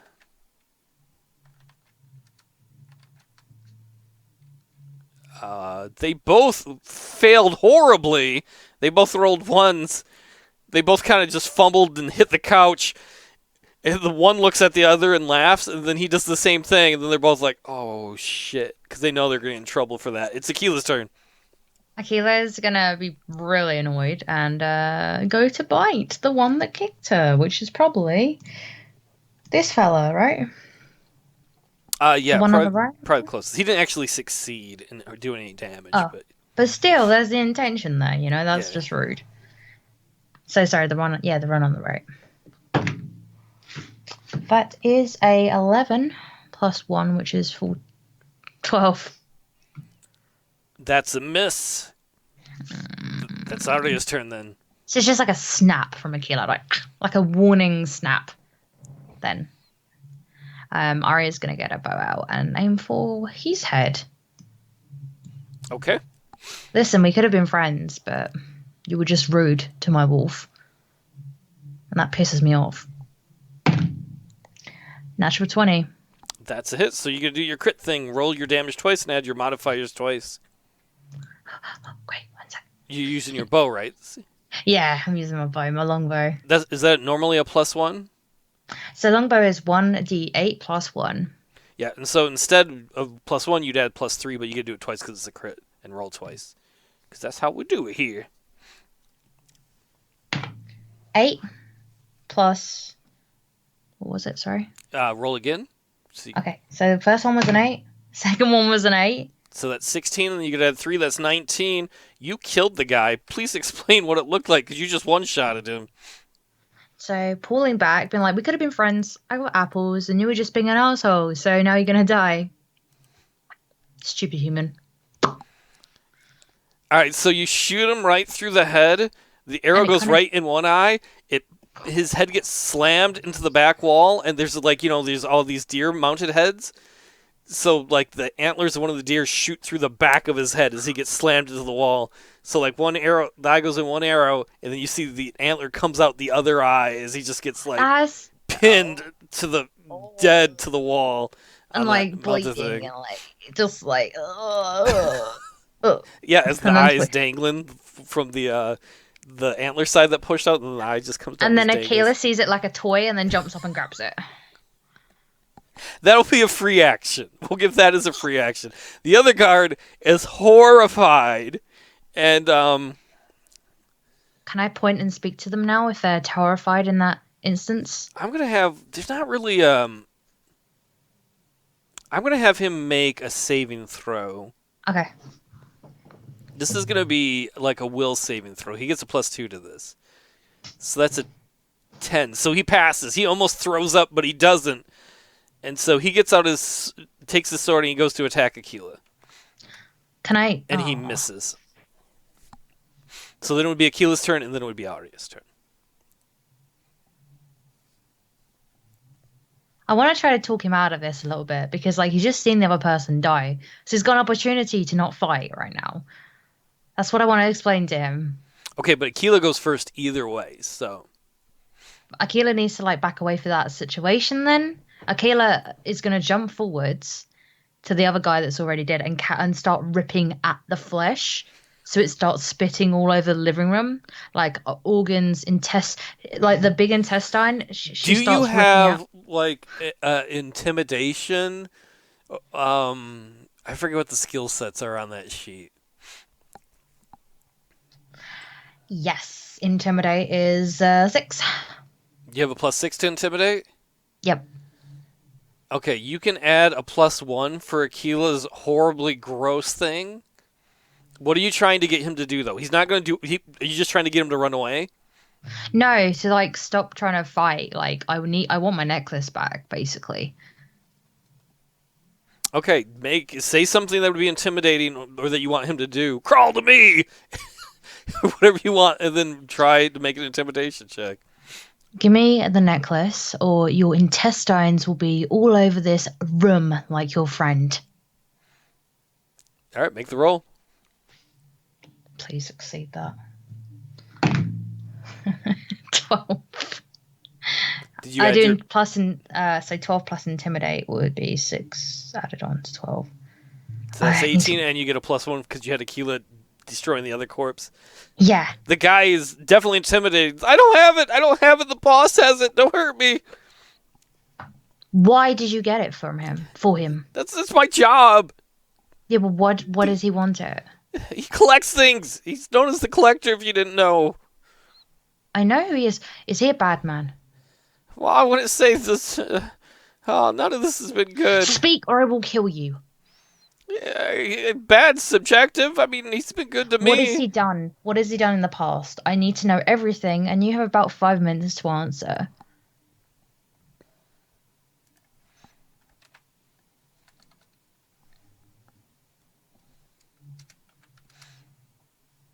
Four minutes. His will breaks, and he just starts running out of the room. He runs into the kitchen as fast as he can, terrified. And I just whistled to Akela. Akela can try and catch up with him. Akela would definitely catch up. Akela's catching up with him. Yeah, exploding somebody's head like that on the thing would. So move Akela where you want and have Akela do what you want, and then it would be Arya's turn next. Grapple again, if that's okay. Yeah, you could try that. Okay, I got a, with bonus, a 13. He's got a 1. So that's like a critical failure. Z-trip on the door or something. Ooh. Like smacks into the door. I would like to say he's running because remember he's not this fat naked dude. He's got like this fancy coat that's red and black. Akela grabs his belt and the belt slips down and he trips over it and he goes forward and he hits his head forehead first right into the iron doorknob and it just crushes right into his skull and instantly kills him. This is really not going as I planned. Like, If we, this is... I just want to talk to these people and kill them. and I would assume Akela gnaws on the belt some because it's made out of leather, so it's like. Yeah, pretty much. Starts gnawing on the belt and then starts going Yeah, like... so just imagine like Akela grabs the belt, comes down by his feet, he falls down, and he's just like, oh, and just right into the iron doorknob. Boom. Akela's eyes light up, and Akela drags the corpse outside and plays in the mud with the corpse whilst dear. eating it. All right, put the corpse where you want. Wait, let me mark him as dead a second. Like when a dog gets a bone, it runs away with it. It's like, oh, I'm gonna go now. And it runs away to its like just like in the corner over there. No, in the mud, because it loves the mud. Oh, okay. Akela loves it. There you go.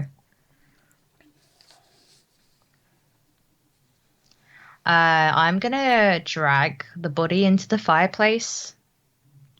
The one off the wall, you're gonna like pry it off the deer head. And then I'm gonna put it into the fireplace. Okay. So you're trying to hide it, or is it just sending a message? No, I'm gonna set the fireplace alight so it starts smelling of flesh in the house. Oh, God. That's horrible. I don't know if they're the monsters so much, because like humans are your natural enemy, and that's some pretty rough. Yeah, I've been gentle with them at the start, and like I've given them every opportunity to be nice, and they've just been assholes. So they're just gonna get their comeuppance. Hey, loud go. Like if they're gonna be assholes and kick my wolf and be rude and not accept apples or songs, we could have had a kumbaya around the fire, like with the other guys, but they weren't like that. They were rude. So now I'm gonna set them alight. If I can say one side note, like one of the things I love when we do the superhero one is it's pretty light, and then every once in a while we have very dark moments. Usually when we do like the D&D Pathfinder stuff, we don't have very dark moments. This one over the last 5 minutes has had more dark moments than we normally have, like really dark moments. They were rude. Well, it wasn't all your fault either. One was just a bad roll for a guy and he fell, and then the other was a super good roll. And so, all right, it's all up to you. So not only are you not hiding him, you're sending a message because everyone's going to smell burnt flesh. Yeah, I'm going to set the... Oh, shoot, I didn't check his body before. You can check his body before you throw him in there. I'm going to check his body before I light the fire. You find like 3 copper pieces. Oh, okay. I just put that in my pocket. Do you have like a flint and tinder? I mean, otherwise you could find one on the mantle. Can I look in the mantle and see if there's any? Yeah, do it with because I've got survival, so I know how to make fires. Yeah, there'd be like a flint and tinder up there to start fires with. Cool. Eccentric, don't encourage people. So I set light the body, and the smoke starts filling the room and going up the. Is there a chimney in there? Yep. Yeah, any of the fireplaces like here have a chimney, so it's probably in the whole house. So what I'm going to do then is I'm going to sit my little butt down on this chair, and I'm just going to be facing the door. Okay, Akela's not in the room, though. I'm going to whistle. Okay. And so do you want to do anything else, or do you just want to wait and see if anything happens? I'm going to wait and see if anything happens. All right, let's find out if anything happens.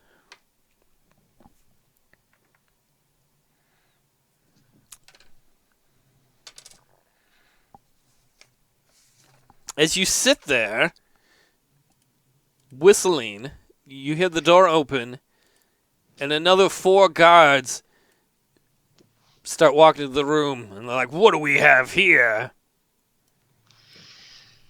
Intimidate, if I can. Okay, you can try to. Okay. 19. They don't attack right away. They don't look like they're scared of a fight, but they certainly don't look like they're ready to throw down right away. One of them notices the corpse in the fireplace, and the kind of the head one's like, "What the hell's going on here? You're not supposed to be in here, lady." And I'm just like sitting there cross-legged, like, we can do this 2 ways. I can fight you and kill all of you, or we can come to some sort of agreement, and I can find out where my necklace is. He looks Arya straight in the eye. He's like, "Once boss gets the thing, it's his forever." And he reaches for his sword. So you've chosen to die today? Roll initiative. Can I do some more? Actually, can I roll intimidation again? After you said that they're all grabbing the swords, they rolled an 8. Okay. I rolled a 7. 4? Huh? 4? Who is that for? Oh, sorry. Arya. Okay. And Akela? Akela is a 12. Okay, so Akela gets to go first.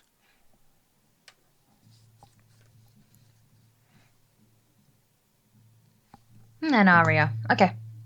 Well, Akela, then the guards, then Arya. Akela. Guards and Arya. Okay, cool.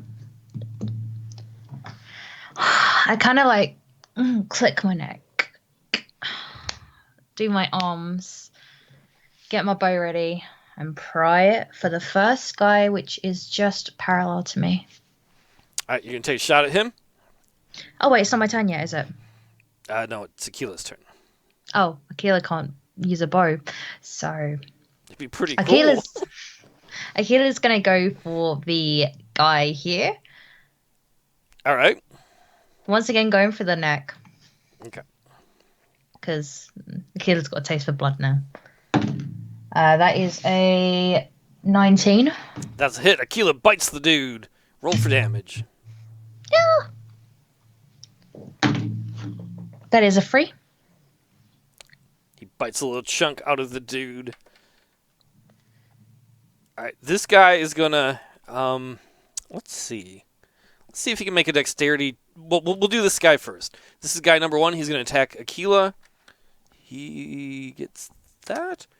13 misses, right? Because 14? Yeah, 14 is armor class. This man is going to try and jump over the couch to attack Arya. Okay.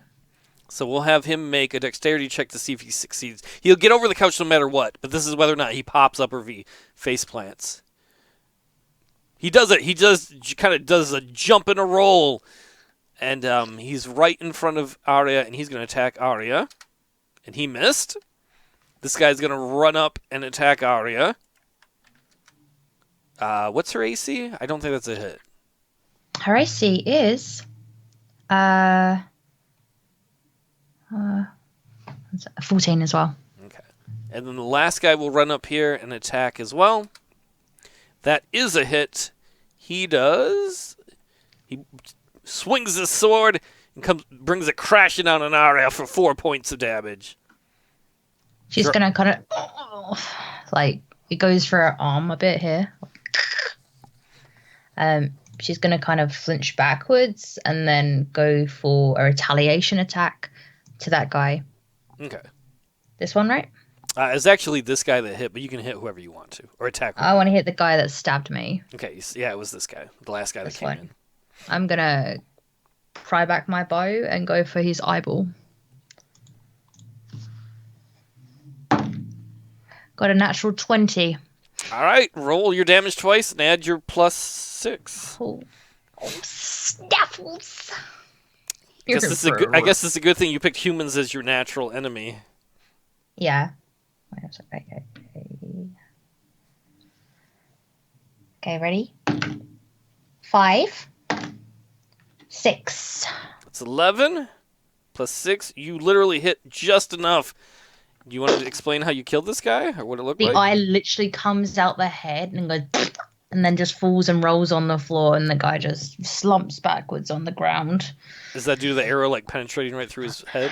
Yeah, it's gone straight through his head. All right, that makes it Akela's turn. I've got a really good This is like when we play Red Dead and all the bodies get stacked up next to each other.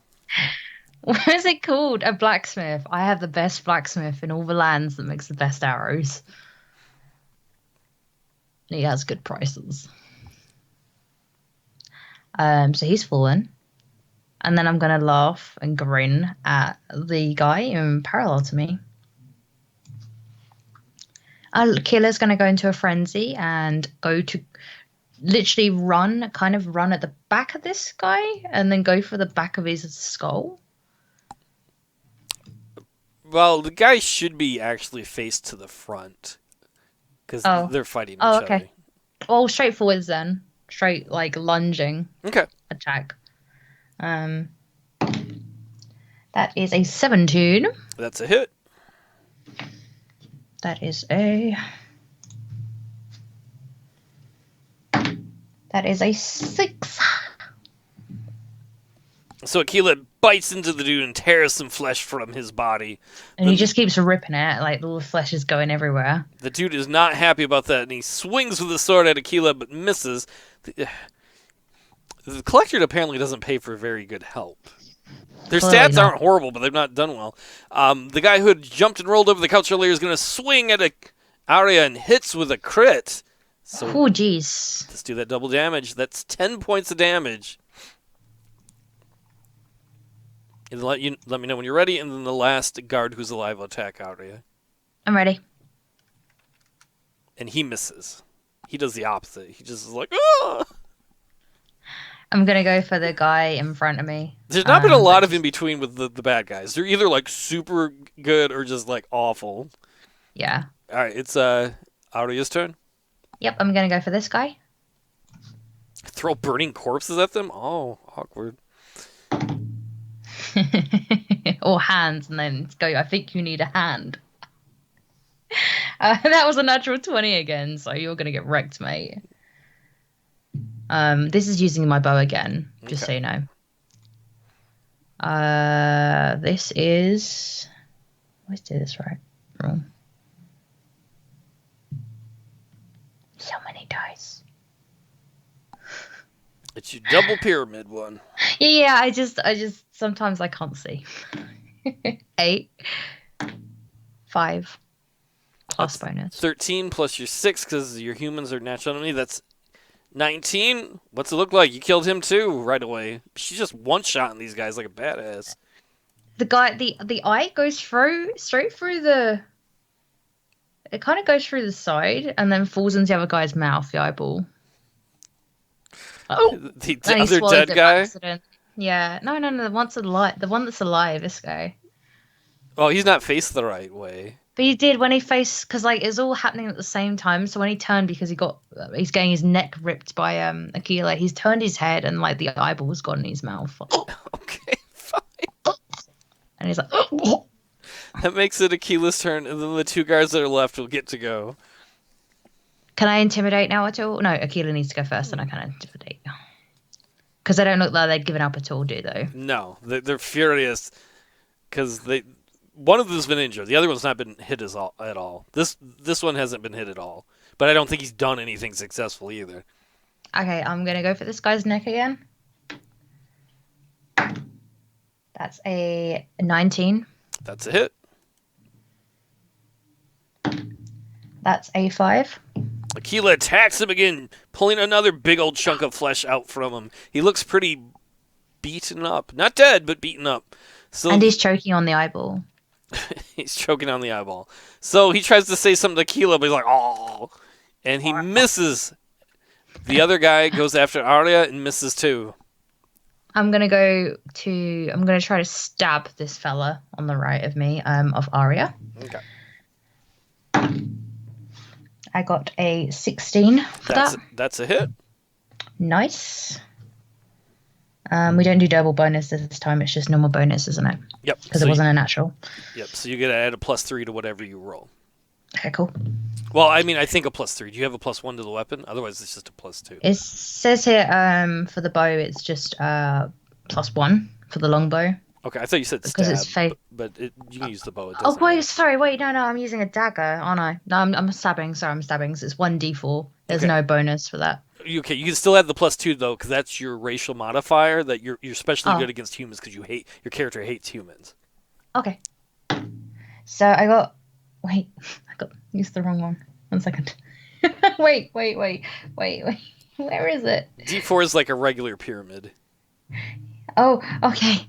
I got really confused then. It's a 3. Why not? So yeah.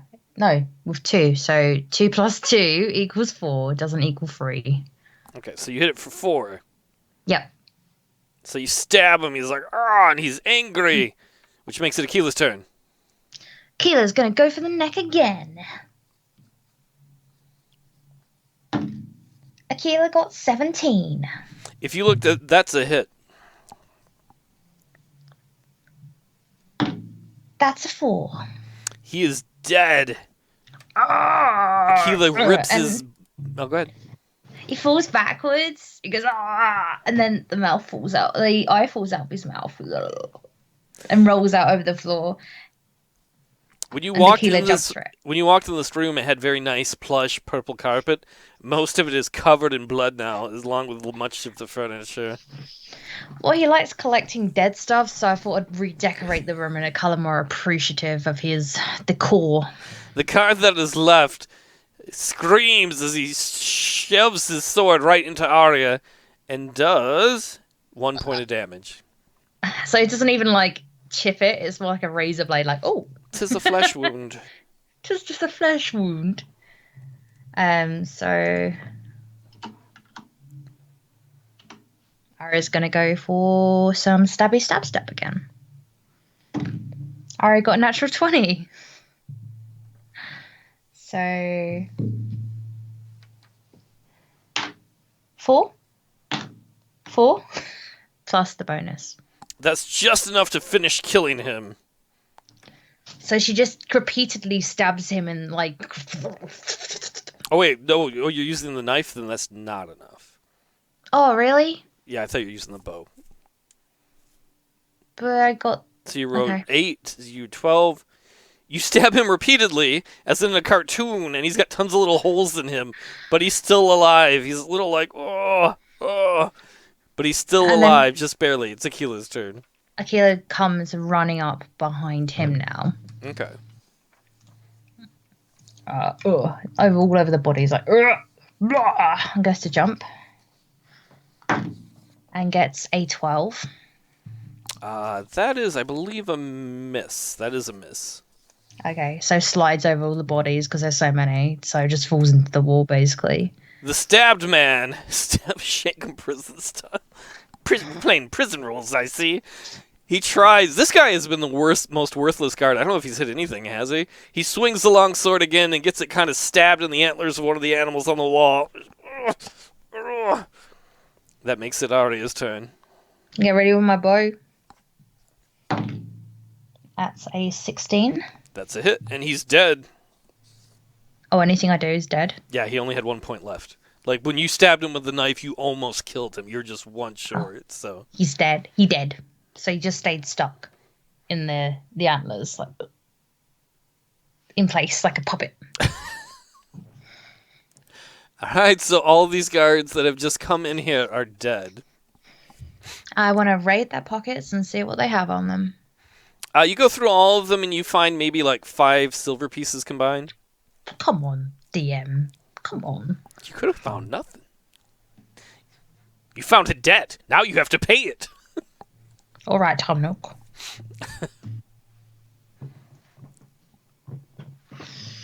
So she's going to kind of like go back into the kitchen.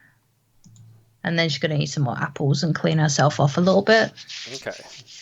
I can't move these dead people so you can get your wolf out, too. Yeah. We're going to clean off a bit. She's going to clean Akela off a little bit as well. Got a little bit of blood on her. Alright, so you guys go there. You find a wash basin. You clean off as best you can in this makeshift way. Mm-hmm. And then I'm going to use a potion on myself. Okay. What do I have on me? I have...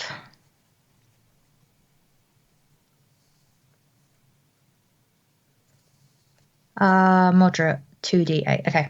Can I use one of my potions? Yep. 2d8.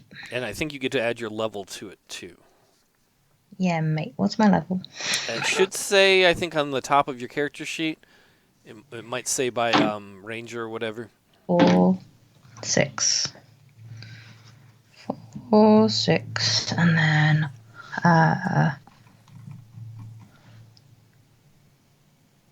Yeah, I would not want to be the one who's got to clean up the carpeting in this room. There'd be blood everywhere. Listen, there would be blood if they were rude. If they were, like, not rude, there would have been any I blood. wasn't taking anyone's side. Just saying. I wasn't like, these guards, they're pretty good. I am not the villain here. Now I want the end room where you find out he was really just helping a charity. I was just getting What, your necklace polished for you. Oh. by ripping it off of me? Okay. And then trying to kill my wolf? Yeah, that sounds very charitable. You did break into his house. That was after he stole my necklace. True. And after guards tried to kill my wolf. Yeah, that's true. So that is all motivation there. Why can't I find my level? Ranger, skill 8, level 5. Yep, so you can add 5 more hit points then? Yeah. So I got max health back. Boy! And then I need to take away the potion. Hopefully it lets me do it. If not, you can always write on a piece of paper and then fix that later, because I know you're having technical issues with your sheet. I hope it just lets me do it. Come on, just let me write 1 and enter it without being silly. Oh, they did. Okay, cool. 1. Or not. Oh, by the way, everybody, my name is not Indigo Wolfie, it's WolfieeLore. It just wasn't changed by the GM because he doesn't feel that I need to brand at all. I forgot, and we spent an hour doing sound tests, so I didn't have time. It'll be fixed by the next stream if I get reminded at the end of the stream. Isn't it enough you've savaged the guards? You need to savage me too. Yes. Alright, it's all up to Arya and Akela what they want to do. We're going to go into... I want to go into this room. Can I try this door? Yep. Arya opens the door. Before her is a massive regal dining room. The floor is made of white marble and the walls are covered by exquisite wallpaper. The ceiling is surrounded by an elaborate copper molding. 2 massive fireplaces stand imposingly on the north side of the room. A long landscape painting hangs off of the east wall. The painting is over 10 feet wide. It depicts rolling hills and a large river. In the middle of the river is a rowboat full of men. Seamen. Standing dramatically at the front of the tiny vessel, with his foot on the bow, is the painted image of Count Carling. In the center of the dining room, there's a massive mahogany table. It's over 15 feet long. Fancy dining chairs surround it. Ceramic cups and bowls with the letters EK emblazoned upon them rest on the dining table. Around each bowl rests a set of golden utensils, a spoon, a knife, a fork. These 2 wear the letters EK upon them. Do I know what EK is? You would assume it means Elias Carling, the name of the Count. Okay. Because that's like what the wrought iron gate had at the front. Yeah, so it's not just another... Okay, cool. I want to look around the room and see if there's anything I can put in my pockets. You could put the gold utensils from the table in your pockets. Oh, yes, I could. How many are there? Assume there's a full set. It's worth maybe like 40 gold pieces if you sold it. Ooh. That's what I'm talking about, GM. Just a moment ago, you're like, loot not good enough. Now you're like, it's acceptable. It's like turnip prices. They don't ever go up. Who buys turnips? Oh, it's Animal Crossing. Oh. This is why you need to get the game. I didn't know. I didn't know if that was like an English phrase I didn't know or something. Everyone in the chat that has Animal Crossing knows about turnip prices. Okay. I took everything from the room. As you're looting, and we assume you loot everything, Yep. the door from the kitchen that you guys came through opens up behind you, and 5 guards walk in. Are you joking? Nope. These guys need to piss off.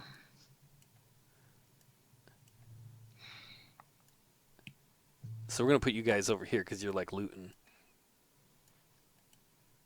And the lead one's like, hey, you're not supposed to be in here. Roll initiative. Oh, sorry, I'll just leave. I say. That's not going to work on him. It's a nice try, Why? though. Why? Can't I do charisma? I got a 15 on that. For who? For Akela. Arya, can't I do charisma, please? You can try on your turn. I don't think it's going to go very well. Does it have to be a very high? Are you going to tell me? Just with the way things have gone down so far, I don't think they're probably going to be cool with it. Even if it's a 20? Well, it's up to you. It might be tougher than a 20, but...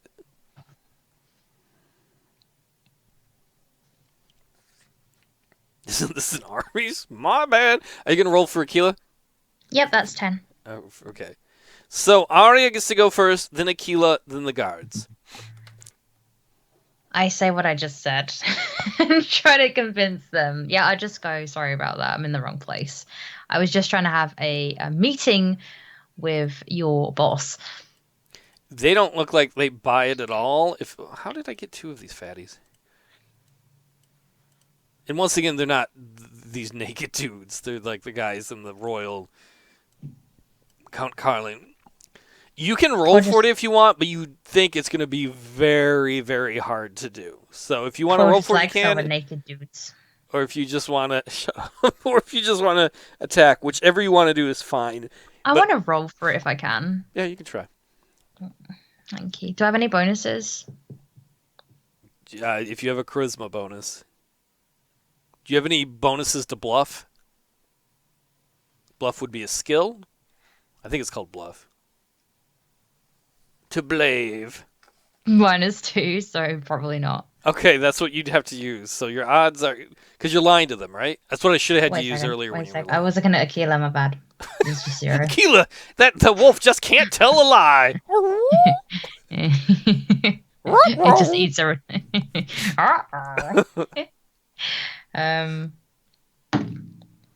I got 6, so that's not going to go down well. They do not buy it. They look aggressive, like they're going to run in and attack. Akela gets to go. Akela's going to go for this guy in the middle. Akela's going to jump over the table. Have Akela make a dexterity roll to jump on there and then do an attack.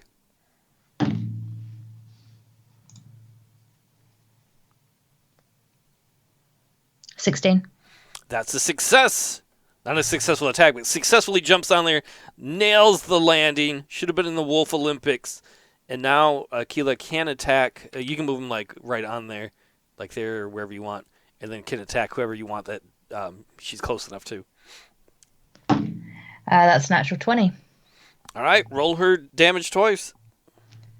I can't decide if we can work out if Akela's a boy or a girl. Because I keep saying boy and then girl. I can't remember what Akela is. Last time you said she was a girl, but you can be whatever you want. A boy. Let's go with boy this time. I just learned it was a girl. Let's go with boy. Why not? Okay. Before when I called it a he, you were like, it's a girl. Okay, I'm going to remember. I'm going to remember that I remember. You're like, we're changing it up on you. Ah. You have to, keep you on your toes. That's a 6. 6 is not good enough. So, What, for an attack? Yeah, you just rolled a 6. What, to stab? To bite? Yeah, 6 is not good enough. A 6, does it not take any? No, a 6 wasn't good for any of the attacks before. You need to roll... Normally I wouldn't tell you this, but you've already fought a bunch of these guards. I got a 20, though. Oh, I thought you meant that was your attack roll. I thought you said to hit. So no, that was my hit roll, my attack roll, You rolled a natural 20. So what was your damage? Sorry. It was 6. Did you roll twice? You had natural 20, right? That's what I was going to ask you. And then you were like, it's not... Okay, I'll revert. I'm sorry. I thought you said to hit after that. I thought you were saying is... No, it's 2 6s. Okay, so 12? Yep. And that's why you're like, it's not a hit. I was like, what? I was like, what? I'm sorry, I misunderstood. I thought you said there's a 6 hit. Or said to hit. No. And I was like, no, what? What are you talking about? No. So, which one? One in the middle, just across the table where I put... It just tears large chunks out of the person. These people are a little, jammed up. He's going to move slowly to disengage from Akela to move around. So that means that's his turn. He can't attack. Oh, wait, no, he can't do that anyway because... Oh, wait, no, Arya went first because Arya did the thing. So he's going to run up. These two... Well, I guess all three of these guys will have to go after Akela. 14 hits, right? So only one of them hit? Yep. Hit for 4 points of damage with the sword. That's Akela, right? Yep. Okay. Okay, that's now Arya's turn. Arya's going to go for the bow with that guy. All right. Arya got a 16. I was going to say also, this guy was injured here too, because you got a bow. You could go after either one if you wanted. Oh, okay. I'm just going to go for this guy. Okay. 16. That hits, right? Yep. Okay.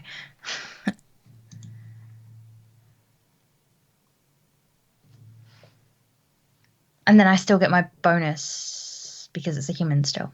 Yep, so you get a +3 because you're using your bow, which is a +1, right? And you're attacking a human, your natural enemy, which is a +2. So you roll a d8 and you add 3 to it. Thank you. Oh, wait. I was adding a d12. That's a 4, 5, 6, 7. All right, so you shoot an arrow right into like his chest. He's like, whoa. Whoa. His like clothes all fall off. What? No, this is not lewd. This is not lewd D&D. This is not T and A. His t-shirt like rips. That's not what happens. It happens. I just saw it. It happens. This is not erotic role playing. It's Akela's turn. Because you can write your own fanfic of your own story later on. It's not fan. No, it's not fanfic. It's because of the penetration of the Whoa! Oh. Band! Alarm! Cover your ears, everyone. I actually like to get loud. That's 19 plus 1 for Akela. That's a He's hit. going to go for the same. He's going to go for the same area, the throat. All right. Yummy. That's a 3. Bites part of the throat out. The guy is really fucked up, but he's still alive. So you want more of this? This guy's going to disengage to get around Akela because there's kind of like a bottleneck there and come over here. But because disengage to come around like this was his turn, he can't attack. He's going to come up. So we'll have 3 more going after Akela and one's going to go after Arya. Okay. First one will go after Arya. That's a miss. Akela. 2 of them hit Akela for 7 points of damage. Alrighty. Akela's got to be pretty beat up, isn't she? She? Yeah, do you want to know? Yes, please. 15. 15 points left? Yep. How many points total does Akela have? It was the top of 30. Oh, okay. I forgot that Akela had like leveled up and gotten as many HP. Because at one point, Akela, like in the first one we did, didn't she have like 12 hit points or something? Yeah, because she's level 5 now, isn't she? No, she'd be 2 levels behind you. She'd be level 3. Oh, level 3. I think she might have a little bit of a bonus because you only have 2 characters playing in the adventure. Yeah. So. But I'm sure that's what everyone wants to hear during the adventure. Time out, everyone! So that is the guards. That gets you back up to Arya's turn. Arya's gonna go for the same guy. Okay. Back on his chest because there's no t-shirt there anymore because it's come apart. That's He a didn't 20 have a t-shirt natural. to begin with. He wasn't wearing a Megadeth t-shirt. Ripped off. What was He was wearing like a uniform. It ripped through the uniform because it penetrated so greatly. All right, you hit. You said it was a natural 20 or something. You got a lot of those. I'm gonna have to have the dice regulators check out that die. It's just a good set of dice for once. My red ones aren't good. These are lucky ones. These metal ones. Don't encourage that, Brad. 5 Fabio guards come in. The wind blowing in their hair. Whichever way they look, the wind still blows in their hair, blowing it backwards. Maybe they're born with it. They all get hit in the face by birds. And then they all glare at each other with their perfect looks. Are you Chiseled going to cheeks. do damage to the Fabio dude? I'm talking about Fabio. setting the scene. Clearly, Paul does not like Fabio. I have nothing against Fabio. You sound like you do. You sound like you're a hater. So you had a natural 20, you're damaged twice, and then add 6. Because you're using the bow, right? 7, yep. And 6. And then add 6, yeah? That's enough to kill him. 7, 6, add 6. If you want to describe what that looks like, please feel free to. He goes, oh no, my perfect skin. And it falls apart. He goes, oh no, at least I've still got my looks. And he collapses dead. Maybe that one I shouldn't have let you decide what that looked like. It's Akela's turn. And then the others will go, oh no, Fabio Jr. Because of the Fabio clan. They're all called Fabio. Right, next one. They just that whole guard group all of a sudden got backstory right there. Fabio did. clan. Because after they go through for, what is it? Orange macchiato. I don't. Orange frappuccino. Oh wait, are you talking about like Zoolander? Zoolander, yeah. Do you know what to cheer you up? No, I don't know. Orange mocha frappuccino. All right, it's Akela's turn. Wow, you're ruining Fabio's stories here. Okay, so this Fabio's dead. Akela's going to turn around and go for this Fabio. Okay, that one hasn't been hit at all. This one, the one that Akela's attacked repeatedly, is really damaged. Oh, I'm going for this one then. Going for a grab for this Fabio. How's it going, Gun? Sorry, please continue. Going this time for Fabio's hair. Okay. His glorious locks go backwards in the wind that is not in the room. I feel like this narrative has gotten away from me somewhere along the Fabio part. But his hair, it still glistens in some sort of sunlight. I can say nowhere on any of these tables is Fabio written. It happened. All right. It's canon now. That's a 18. No, sorry, 19. That's it? That is... That's a 3. Akela rips Fabio's throat out, and he's... No, it was hair. It was hair. His hair won't kill him, unless it rips his brain out with the hair. The skull, so the scalp comes off. And his brain falls out? Yeah, everywhere. Okay. Like glue, like jelly. All right, so that just happened. One of the guards is going to attack Arya. No, they haven't said what they were going to say yet. Oh no, Fabio the Third! He still had his hair.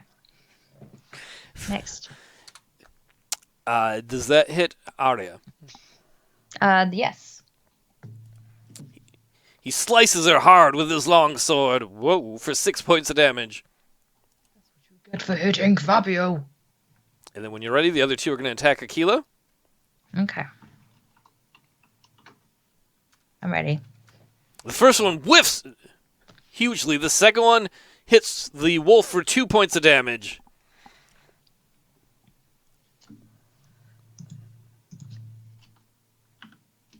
Okay. This is one of the higher body counts for an adventure we've had.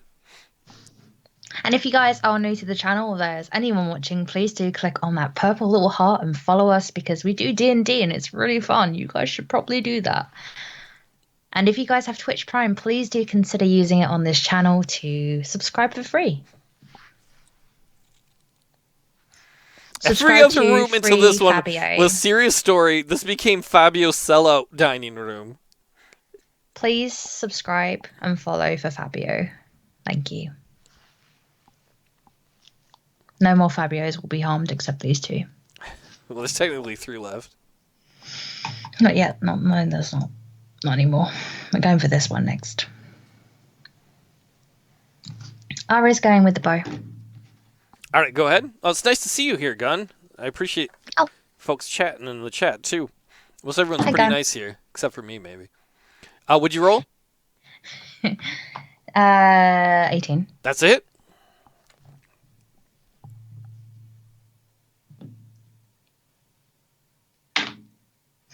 Wait, I can't see that. Wait.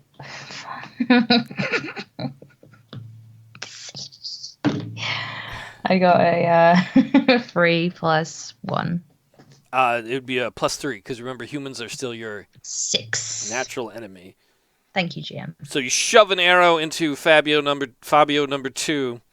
Fabio number 3 and Fabio number 2 had the perfect hair and he's gone.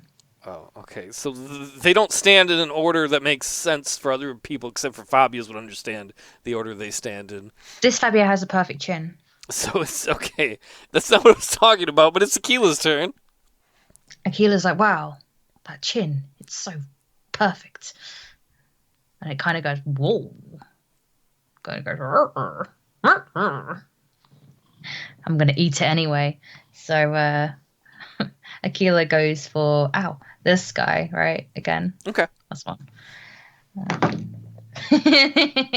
Guess what I got? A 20? Yeah. We better check into those dice. That's all I'm going to say. That or you're going to use all your good luck, and next time we play, you're going to roll nothing but ones. Everything's just going to die. Yeah. You're right. All right, so you get since we do double damage on crits, you get to roll it twice.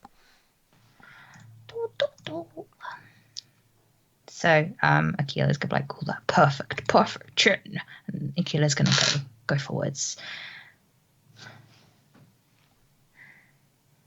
I must have that perfect chin. Your wolf is not going to be wearing a human chin for the rest of the adventure. That's not going to happen. 4. Did you roll damage twice? 4, 5, 6. 6. All right. How did you know I was going to suggest that? Once you started talking about the chin thing, I started to get a little concerned. All right, so Fabio, whatever number this is going to go after Arya, trying to protect his precious chin, not twin. Chin. I guess they're all twins. He stabs her for 3 points of damage. How dare you, Fabio? And then the other tool, having a ranger with a wolf really works much better when we're playing just like a one-on-one game, because then it's like having 2 characters. At the price of 1. And then the other 2 are going to fail at stabbing Akela. Akela does some like wolf matrix stuff and just, ducks. Even though Akela's on the table, ducks under the swinging long swords. We're going to go for perfect chin, Fabio. With the bow. All right. I'm glad this room wasn't to be something deep narrative. And the whole time it was his mother. Look, it's the Fabios. They're fab. 16. That's a hit.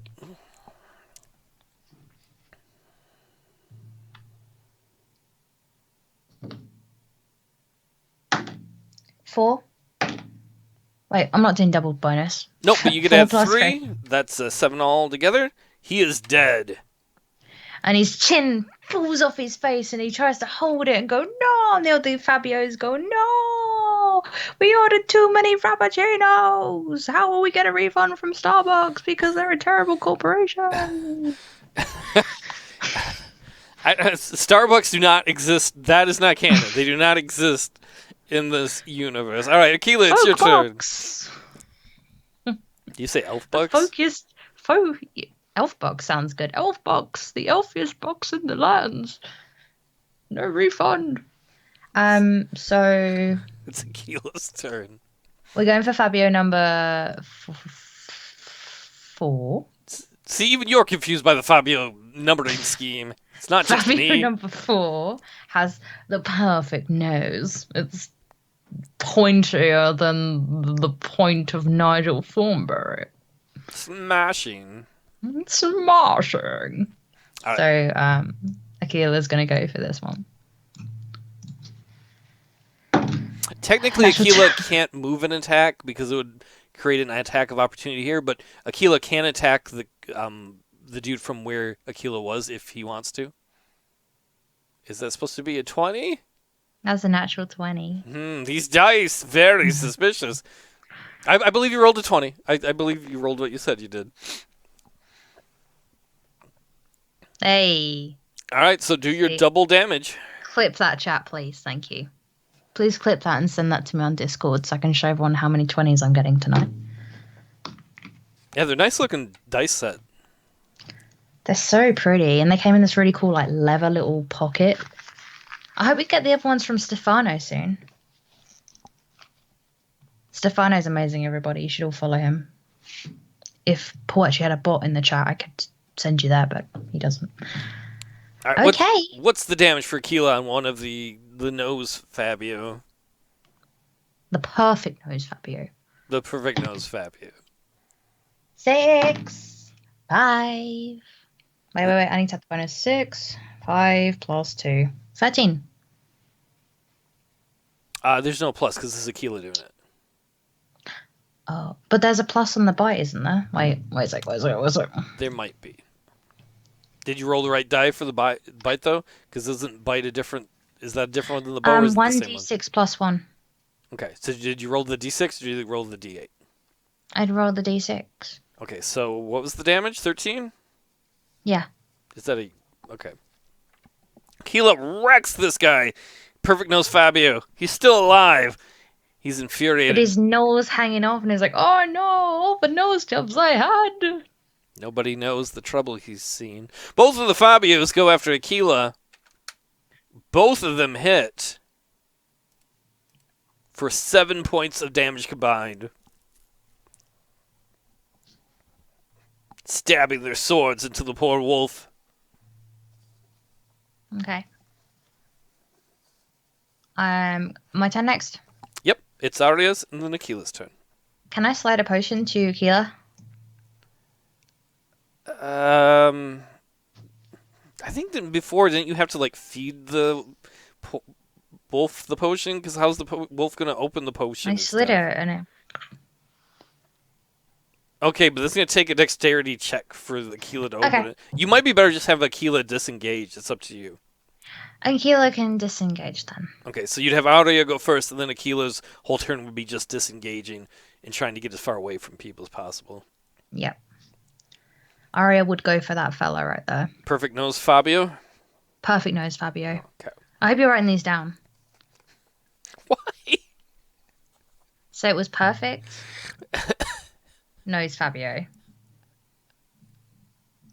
And then perfect chin Fabio. And then it was perfect hair Fabio. Yeah, chin died, then hair, and then I don't know what happened after that. We've killed 3, right? Yep. You can see the little skull and crossbows? Yeah, okay, so the nose, the chin, and the hair, right? No, because the nose is still alive. Yeah, nose is still alive. Who was the first Fabio? I don't know if he had anything special. So, he was all perfect. Do the attack. He was all perfect Fabio. Okay. Thanks, Gun.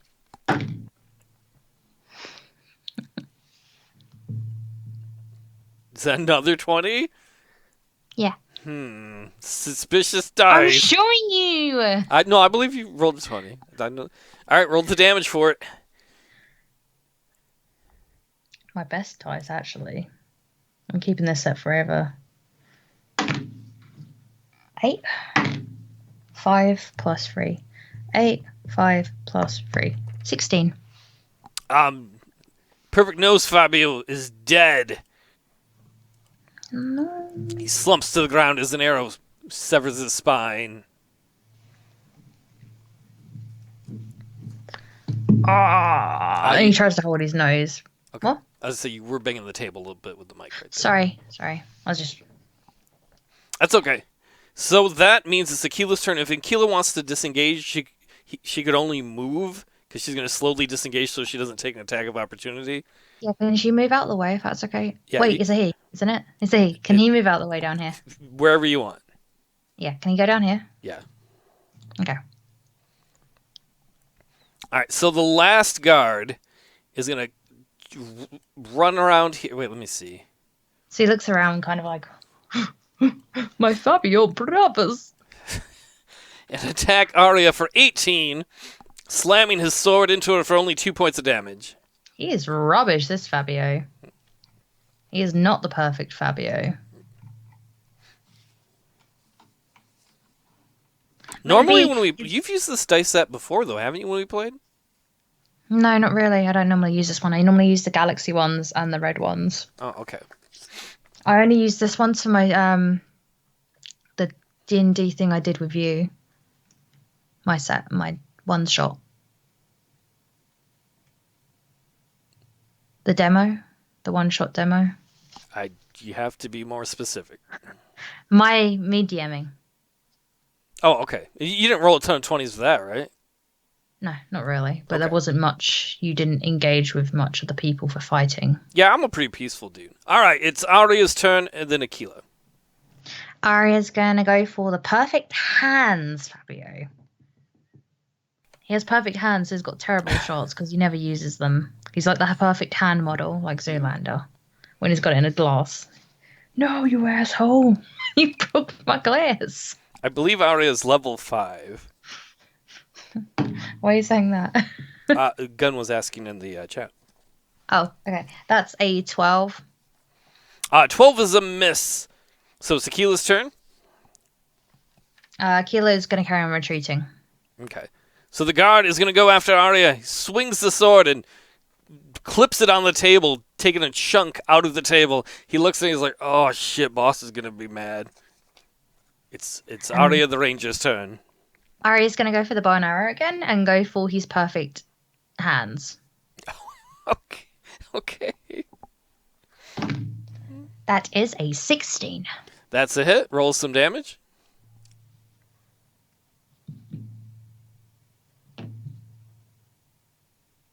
It's dark in this room, okay? That's a 5 plus the 1. Plus 3, because remember you get Plus one for the Sorry. bow and 2 for the thing, so you have an 8, right? Yep. You shoot an arrow right through one of his perfect hands, and he's like, no, my perfect hand! And it falls off and... Well, it doesn't fall off. He's just got an arrow sticking through it. With his good hand, he tries to backhand the sword into her and just horribly misses.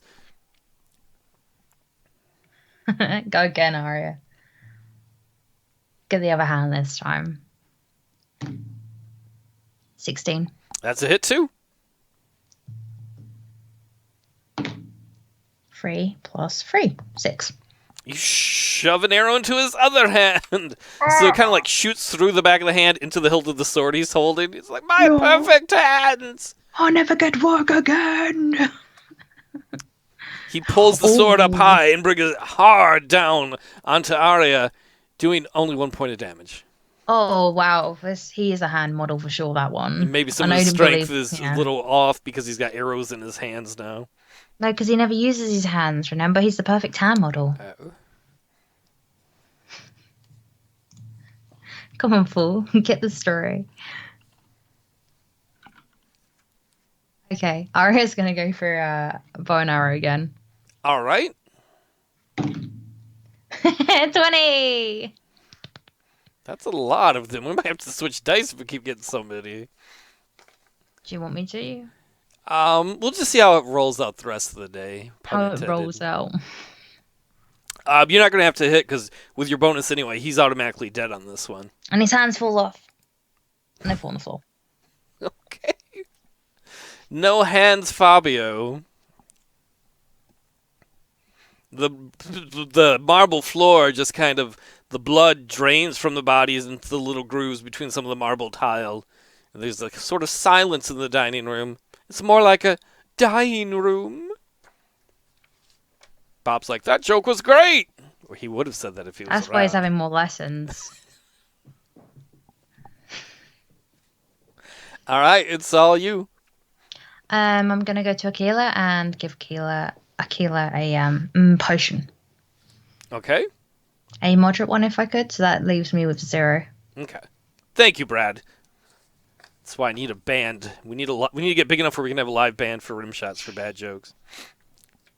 But It's like, why is your show broke? I had to hire a band. You didn't have to hire all of them. You could just hire a guy with a drum. Got to have the whole band.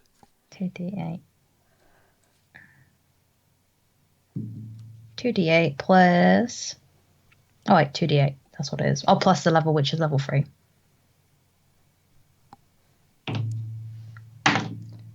4. 4. Plus 3. 11. Yeah, you got some health back, Akela.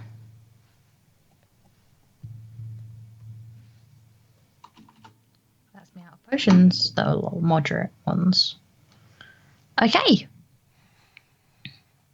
So what I'm going to do now is now that I have all the dead Fabios, I'm going to use my knife, and I'm going to cut off the face of the perfect Fabio, the nose of the perfect Fabio, the perfect chin, and the perfect hands, and I'm going to put them on me, like on my face and hands and stuff, like the skin and everything, so I look like a Fabio. I'm going to use my crafting skills to sew everything together. I don't know if this is going to work the way she wants it to work. So I'm going to look like Fabio Uh, Frankenstein, the perfect Fabio in all the lands.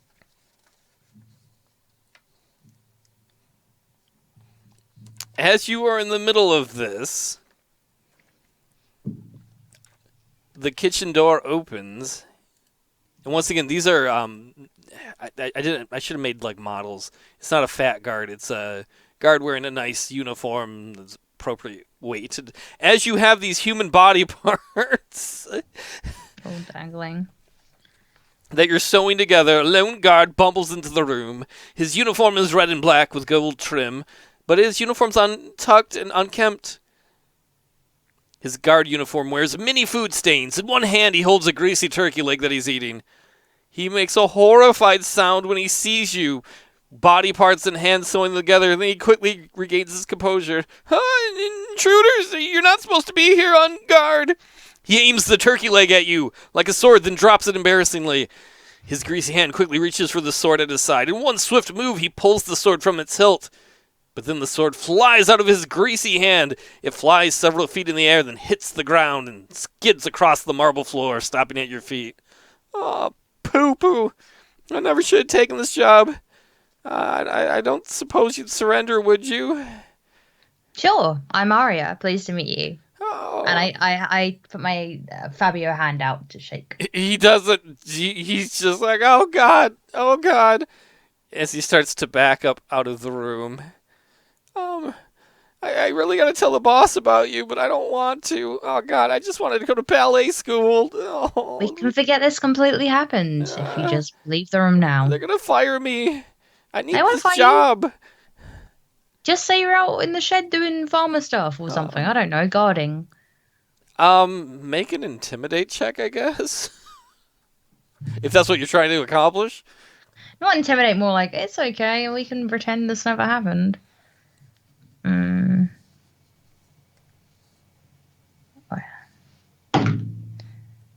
11 plus 6, 17.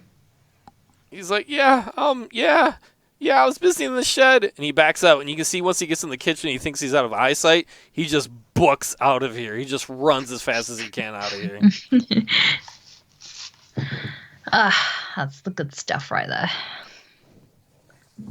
And now I have the full Fabio suit on, and I'm like dancing with it, like, whoa, because I'm ready for my next thing. That's gonna be all gross and bloody on the inside, because you don't have time to tan the skin or Just anything. wash it in the sink in the basin. Oh, this is gross. This has got You should have really put 18 plus on this trip. creepy. All right, it's all you. Do what you want to do. Now that you're wearing your flesh suit.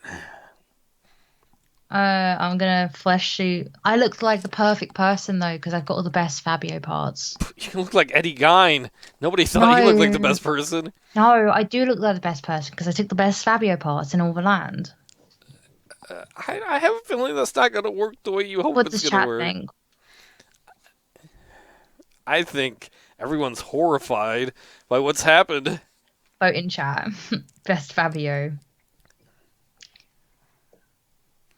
So I'm going to walk out into this area with Akela trailing behind me. You open the door. A 20-foot-long hallway stands before you. Oh, shoot. Oh, I can't. Why does it say 20 feet? That's not right. It's 10 feet by 10 by 25 feet. 25-foot hallway stands before you. The narrator always gets it right the first time. The floors are made of finely varnished wood. The walls are painted a clean white and are covered with a multitude of paintings.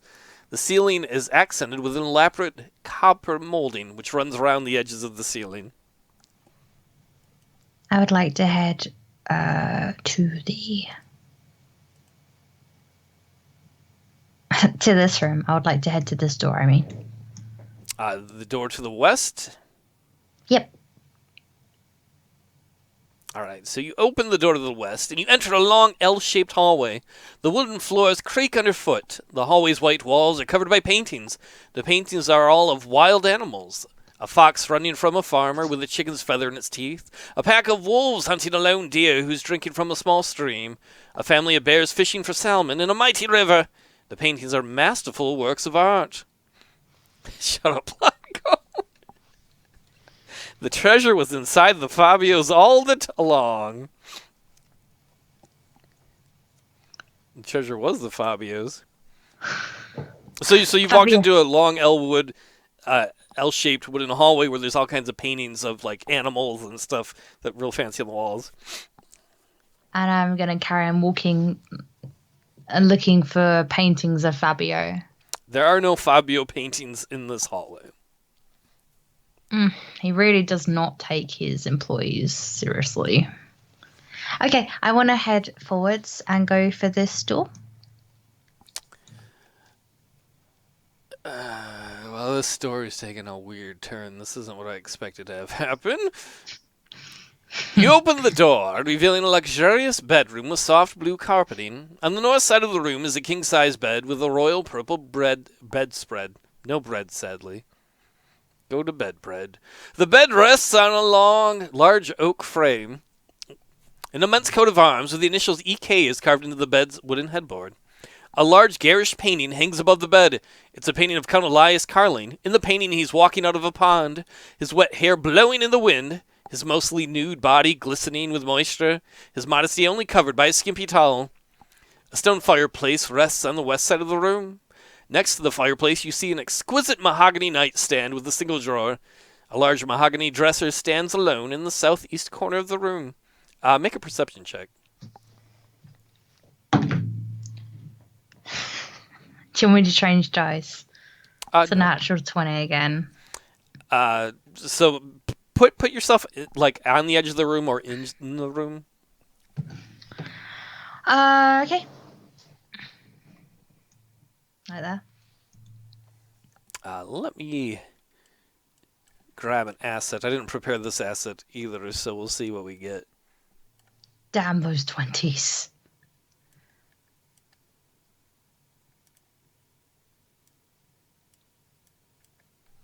Is it Control or Alt? Alt. You notice that there's a woman laying fast asleep in the bed.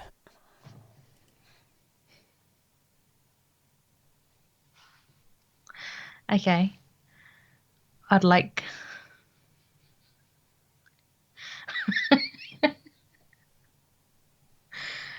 I would like to get in the bed. Are you making a stealth roll, or are you just going to have move your character where you want it? If you hold down, I think it's Alt, you can...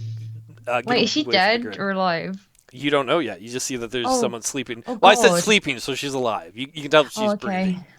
I don't want to get in bed with a dead person. Well, if I'm... Yeah, okay. I'm in the bed. As you lay in the bed, she opens her eyes and she's like, Carleen, honey, is that you? The woman rubs her eyes and looks straight at you. It's Fabio, dear. Is there a disguise check? A bluff check? Yeah, that's athletic. I don't have any disguise. I think Bluff. No, obviously you saw her. I think Bluff is the best thing. So you're trying to pretend you're Fabio with sewn together skin that you're wearing on your body. Yeah. All right, make a bluff check. 17, but there's no modifier. She's like, "Oh, you're not Carleen. You're much cuter. Who are you?" I'm Fabio, darling. The greatest in all the land. She giggles and just kind of like lightly grabs. Oh, so muscly. Oh. You haven't happened to see a very nice necklace around here, have you? I've lost it and I'm so worried. She's like, oh, my Elias. You're probably talking about it. Silver, blue. He wouldn't let me have it. I wasn't good enough for it. It's in his collection, I believe. Upstairs Darling, in the you're museum. totally sorry. Oh, no, go, please. No, you're totally so better than him. You should get yourself a finer husband like me. Fabio, the finest. She giggles and she goes to run her fingers through his hair. I wish we had a luck stat for this. Make a dexterity check. This is to see if you can keep the thing on. Okay. You got a 13. Wait, let me see if I got a bonus at all. Plus 2, 13, 14, 15. She runs her fingers through the Fabio hair. Luckily, it doesn't pull the mask off. She's like, oh, you have the best hair. I might become available. And then he goes, oh, darling, you have the best hair. What products do you use? Pig grease, doesn't everyone? Oh, only twice a week, darling. Alright, this has really gone into a weird place, to say the least. So they share like beauty tips for the next hour, and then he's like, gotta sneak out now. Find that beautiful husband for yourself. Make one last charisma check.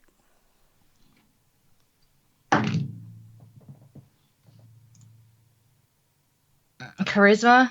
Yeah. Why do I always look at Akela? That's just 15. No modifier. She winks at fake Fabio. If you want that necklace, you'd have to get into the museum. The drawer there in the corner by the fireplace. There's the key to the museum, the stairs to the museum there. Maybe tomorrow night, I think I might go to the tavern. I mean, we'd be all alone if you want to meet me there.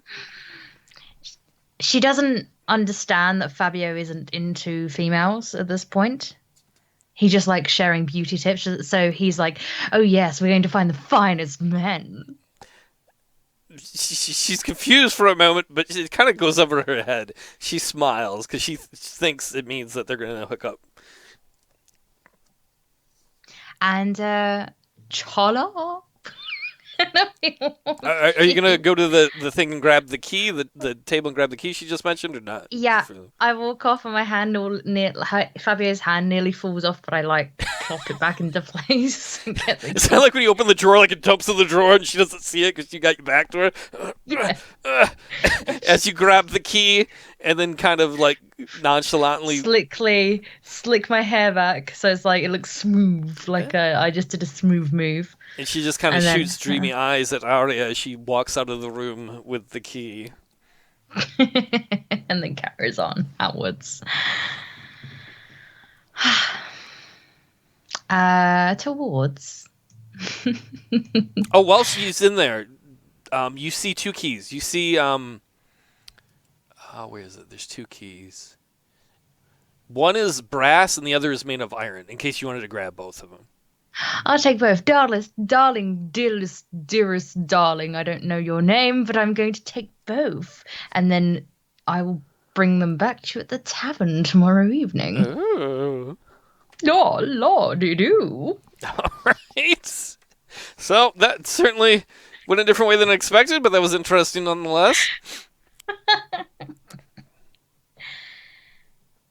So now she's going to go outside and backwards to these doors. All right. You can open those doors if you want to. Yes, I open them. Peek. I kind of rip off the Fabio skin. I don't need it anymore. I kind of dump it aside. And then I go through the doors. You open the doors, you look across and see a small hallway. There are double doors on the opposite side of the hallway from which you entered. You notice that the door handles on the opposite side, the ones in front of you, they slowly start to turn. Oh, like someone's coming out? Like somebody is going to open the door into the small hallway where you are. And they're opening the double doors on the opposite side, like right here. I quickly go into this one with the key. Okay, make a dexterity check. Let's see if you can. Which key are you going to try? The brass one or the iron one? I'm going to try the iron one. Okay. That's a natural 20. The iron one doesn't work. It's the wrong key. Oh. As you're messing around with that, 4 guards walk into the room. I should have left my Fabio skin on. Let's see, where are my guards? The lead one is like, hey, you're not supposed to be in here. And they all go for the swords. I'm just leaving. I was meant to put this in the museum. Keys don't go in the museum. Roll initiative. Damn it. 12. For Akela.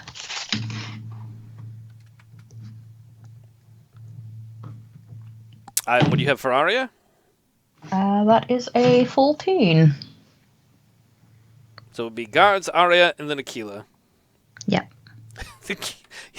I doubt these guards have ever been to any museums, to be completely honest. So the 2 front guards are both going to go after Arya. Let's see, do I get the right number? I do. They both miss. The 2 guards behind, they don't have ranged weapons, so they're kind of stuck right now for a moment. They're not quite sure what to do. So it's Arya's turn and then Akela's. Okay. I'm going to go for the guard in front of me on the left-hand side. With Arya's character. I'm going to go with my bow. I'm going to go straight for the middle of the head this time. Okay. I got myself a 15 plus 1, so 16. That's a hit. That'll be an 8 plus the 3 because it's a human bonus. So you said you hit for 11. Oh, you mean you got to roll an 8-sided dice? Yeah. I thought you meant you hit with that. So that's just a 3. So 6 total? Yep. All right, so you shoot an arrow right into the man, and he's like, oh! And it's Akela's turn. Fabio? No, these guys aren't called Fabio. There's only one Fabio in the world. Well, yeah, and he's sewn into bits somewhere else in the hallway of the other room. That's a 17. That's a hit for Akela. Sorry. That's okay. That scared me. That's a 4 plus 5. 4 plus 1, which is 5. Did you say which one you're going for? I'm sorry, I didn't catch you if you did. Sorry. I was going for the left one as well. Okay. So you hit for 6? Yeah. Okay. So Akela, tears a chunk of his arm, his bicep out. Just, ah! The 2 of those guards go after Arya again. One of them hits. She's 14, right? Yes. One hits for 2 points of damage. These guards aren't still sure what to do. I wasn't trained for what to do in a bottleneck. So have it be Arya and Akela. Can I not try the key in the thing again? You have a key? You could do that. Odds are, though, they're going to attack you and just follow you up the stairs if you go. You can do it if you want to, though. Okay. Okay. I'm not trying to dissuade you one way or the other. I want to use the key. Okay, Arya does. That's her turn? Yep. Okay, so you can unlock the door and open it. Yep. And then it'll be Akela's turn. Akela's going to growl and jump at this one. Well, just go for the throat again. Alrighty. That's a 15. That's a hit. That's a 7. Tears the man's throat out. Blood everywhere. He crumples to the ground dead. Another guard steps up in the spot. The 2 front ones are both going to go after Arya. One of them hit. Damn it. Okay. For 6 points. Okay. I'm going to try to get up the stairs. Okay, so if you do that, then you won't be able to fight this turn. You would just disengage, right? Because you don't want to get an attack of opportunity? Yeah. Okay, go ahead. So I'm going to go around the stairs. All right. So you're going to leave Akela alone downstairs. No, Akela's going to come with me. At some point. Okay. Well, Akela could do the... I guess like Akela could do the same thing if you went diagonally.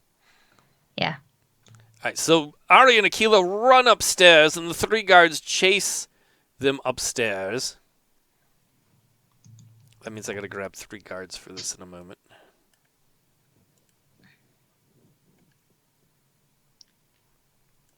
Ooh. I don't think I'm gonna have room for them, because I didn't originally intend to have...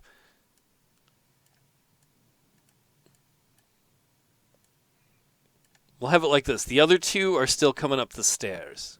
Okay. I'm just going to put them outside so we can remember they're coming up the stairs.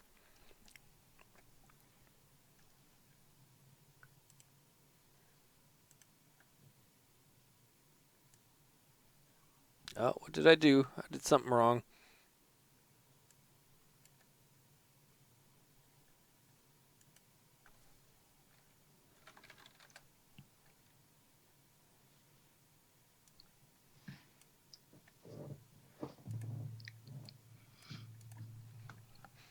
Alright, sorry. It was just taking me a moment to get all this down. That's okay. Okay, ready? You run up the flight of stairs until you eventually emerge into a large round room on the 2nd floor. It's about 30 feet in diameter. The floor is made of a single piece of exquisite marble.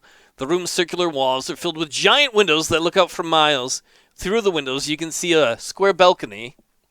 That's the kind of balcony area here outside, with a stone railing that surrounds the circular room. Your eyes drift upwards for a moment towards the ceiling. The ceiling towers high, high above you.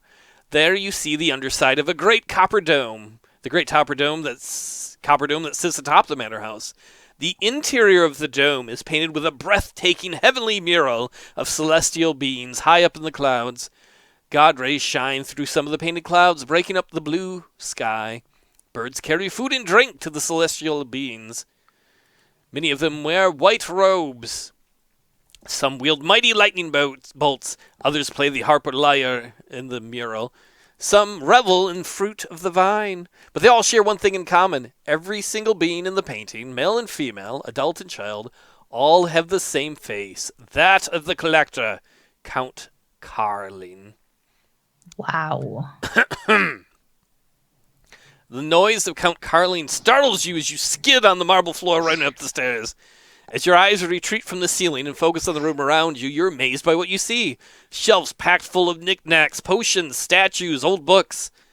In the center of the room is a large table which holds an immense silver plate. All around the edges of the circular room are other tables which hold other things like old bones, ancient pots, knives, old stones, and gems. The collector has turned this room into a temple of history, a museum of his own. Says the Count again. You look over at him. He holds in his hand an item that you recognize. That which he stole from you. That's mine. He stands next to a large mechanical man and is over 10 feet tall, made of iron, with visible gears turning inside of its body. The Count looks disgustingly at you. Peasants! You should have just sold me what I wanted when I wanted it. You never could appreciate art, history, any of it the way I do. But I'm being a rude host. Let me introduce you to my little friend Bertrand. He was made by some gnome. I forget his name. The gnome thought he was pretty clever making a mechanical man and trying to sell it to me. Sadly for that gnome, he made the mistake of making the machine all too programmable and fell victim to his own machine. Bertrand, crush these creatures. And guards, stay where you are at the stairs. At the Count's command, the giant mechanical man's eyes begin to glow red. It begins lumbering towards you. At the same time, the Count grabs a hunting bow off a nearby table and takes aim at you. Roll for initiative. Part 2. Can I roll him? Oh, part 2. There you go. What am I doing? Am I doing it? You are rolling for initiative because so the guards are on the stairs behind you. Okay. Up here are the mechanical man and the Count. The Count's got a bow. The mechanical man is coming towards you. Can I roll for getting my guitar out? Let's roll initiative first. Okay. I got 12 for Akela. Okay. I got 13 for Arya. Okay. So it'll be the Count, Arya, and then Akela, and if you go downstairs, you'll run into the guards, because the guards are standing on the stairs to make sure you guys don't escape. Okay. So the Count is going to aim his longbow at Arya. And hits with a natural 20. Oh, what damage does it do? He hits for 10 points of damage. Just shooting an arrow right into her. Oh, okay. That makes it Arya's turn, then Akela's, and then the mechanical man. Okay. Akela's gonna go for Count Dracula. It's not going Dracula, but okay. Gonna go run and attack. Oh, you mean Arya's going to? Yeah, not Arya, sorry. Okay, where did Akela go? Wait, wait, I don't know Akela where just... is. Oh, there it is. I thought Akela just flew out of there. So Arya technically goes first. So Arya would get to go first. Okay, Arya's gonna go for his head with the bow. Okay. And she got a 17. I think that's a hit, yep.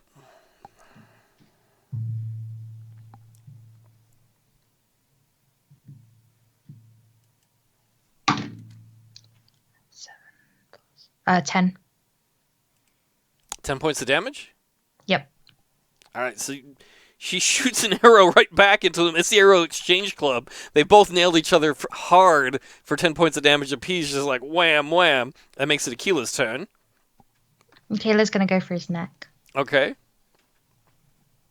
So gonna run forwards and go for the neck right there. Try not to have Akela on the same spot, because then I don't know where Akela is. Sorry. Okay. Okay, well, you probably ought to put Akela there. Well, I guess either spot. You could run the Brown. He's got lots of movement points.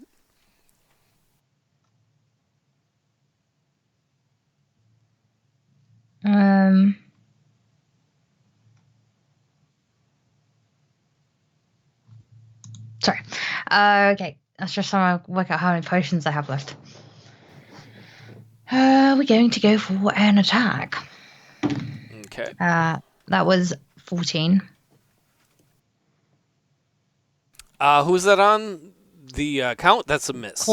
Dracula. Alright, so the mechanical man is going to go... He's going to smash through this table with the silver plate, and the Count's going to be like, no! And he's going to walk up and attack Arya. Let's see how much damage the mechanical construct can do. 14, that's a hit, right? Yeah. He smashes her for 3 points of damage. She's dead. How, dead is she? -3 dead. Okay, so she can do, what is it? It's like a death saving throw. I forget the exact number to see if she can... She's got to make, 3 of them, I think, to come back? Okay.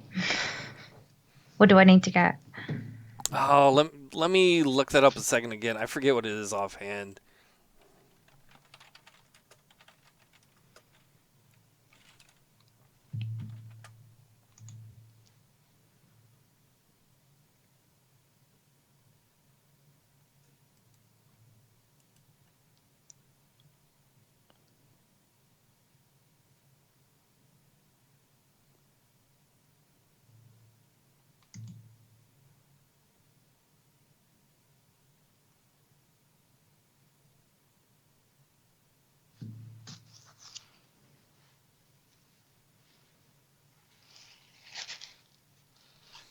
Okay, so you would have to make a death saving throw. If you fail 3 of them, you're gone. If you succeed at 3, you'll come back with 1 hit point. So you're going to be out for a little bit at least, if not longer. Okay. So it is... Wait, what happened? The mechanical man went last, right? So the Count Yep. is going to shoot at Akela.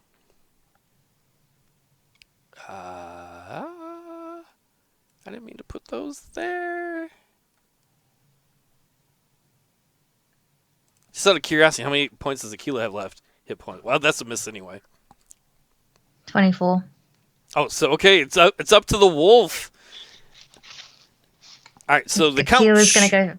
Count shoots an arrow and misses. So Arya, make your first death saving throw. Roll a d20 and add your Constitutional modifier.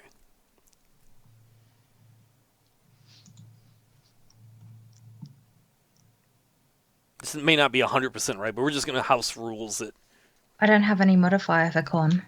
All right, so what you want is a 10 or more.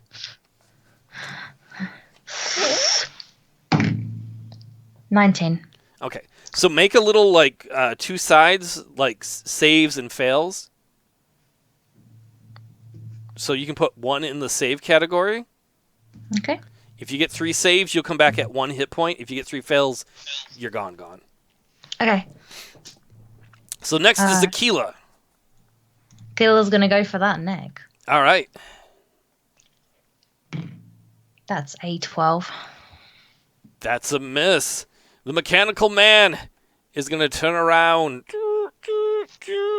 and head towards Akela. It takes him a bit because he's not very fast. So that would make it the Count. The Count's going to shoot at Akela and hits for 3 points of damage. Okay. Have Arya make another saving throw attempt for the death thing. 19. All right, so you have 2 successes. One more, and she'll come back, but she'll only have 1 hit point left. Okay. The mechanical... Wait, who is it? Now it's Akela's turn, sorry. That's a natural fail. A 1? Yeah. So Akela fails to hit the Count. The mechanical man goes after Akela. What is that? A plus? Oh, that was the right number. He hits for 3, and then the Count goes after Akela, and he hits for an additional 4. That's 7 points of damage.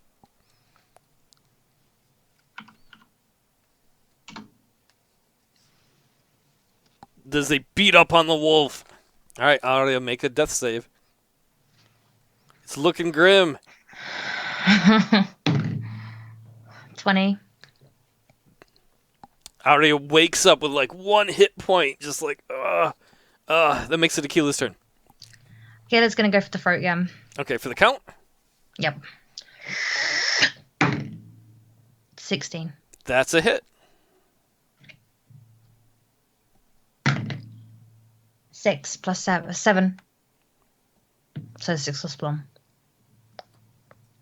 Akela bites a big old chunk out of the Count, but he's fought, like wild beasts before. You can see the scars on his body. He loves fighting animals. That's why he had that room with all like the heads on them. So he's pretty beat up, but he's not totally phased. The mechanical man will go after Akela and hits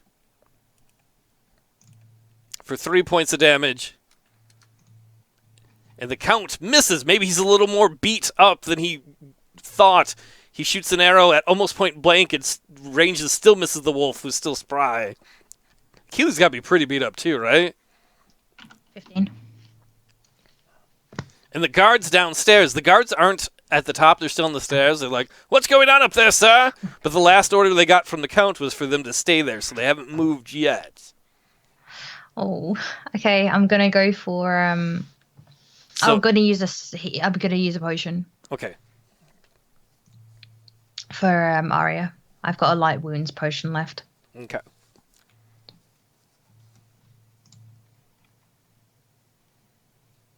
Okay, so that's 1d8 plus 5. I'm guessing that's your last potion because you didn't pick a bigger, stronger potion. Yeah. 7, 8, 9, 10, 12. Oh wait, well, I'm saying it to you. I need to add it back. That's okay. It's good to know. It gives more drama to be like, okay, she's at 13 hit points 13 now? hit points, and Akela's at 15 hit points. Okay, so That's all they have left. it would be Akela's turn next, after you've done the hit points there for Arya.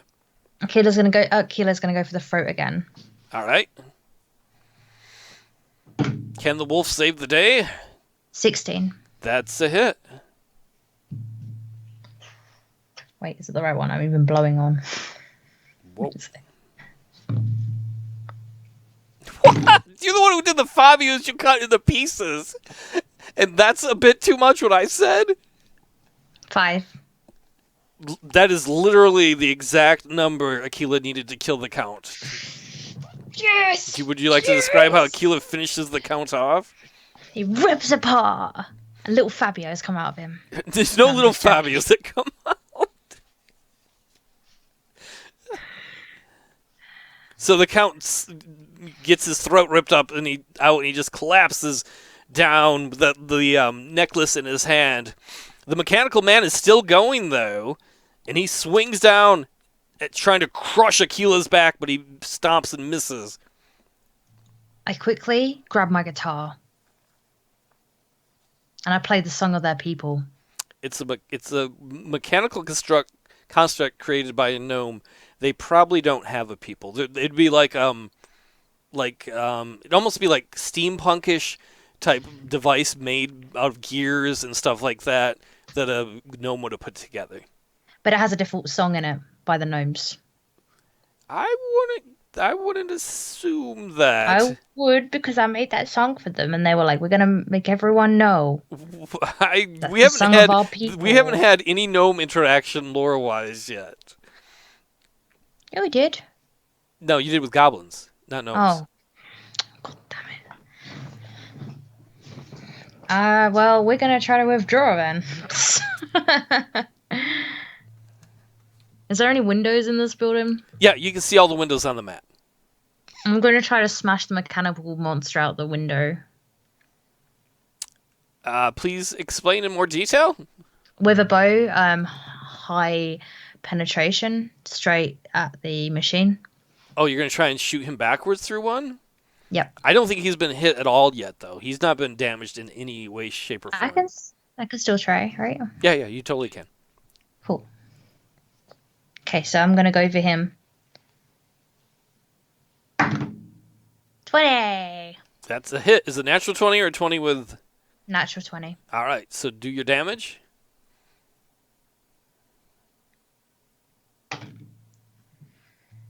4, 6, plus 3, yeah. No, because this is not a human. This is a construct. Oh. So you'd add 2 to it. 6 plus 2 is 8. Okay. So unlike a normal human where you Protectron, that's a good question. Like a normal human, you might knock off some flesh. With this one, you shoot an arrow and it gets into some of the gears, and some of the gears start to strip and pop off. It's almost like clockwork. Like the gnomes made it out of clockwork and gears, and some of it strips off, and you can see it's not dead at all, but it certainly did a fair amount of damage there. So that would mean it's Akela's turn. And you can hear the guards that are in the stairwell be like, "Boss, you need us, boss?" It's all Akela. Akela's going to go for behind the robot. Akela got 18. That's a hit.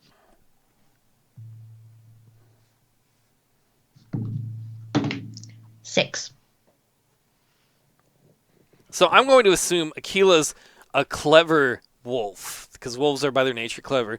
And biting a mechanical creature is not going to do any damage, but that silver plate it knocked over, I'm going to assume Akela grabbed the silver plate and jammed into some of the gearbox. And so it's getting ground up in there more, ruining more of the internal gears.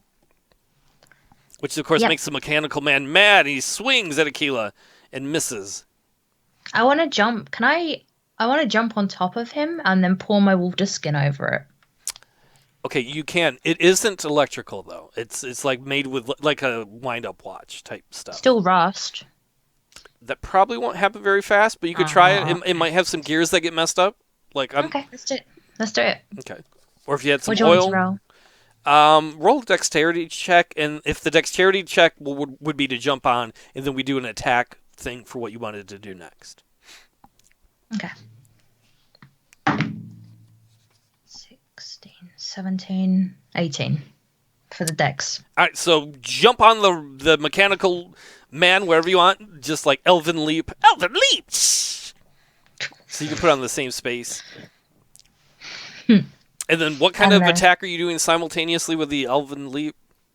Pop in the water skin open on top. Okay, make I guess make an attack roll. Little did he know it had beef stew in it. Okay, sorry, an attack roll. Yep. So that's just normal d20, isn't it? Yep.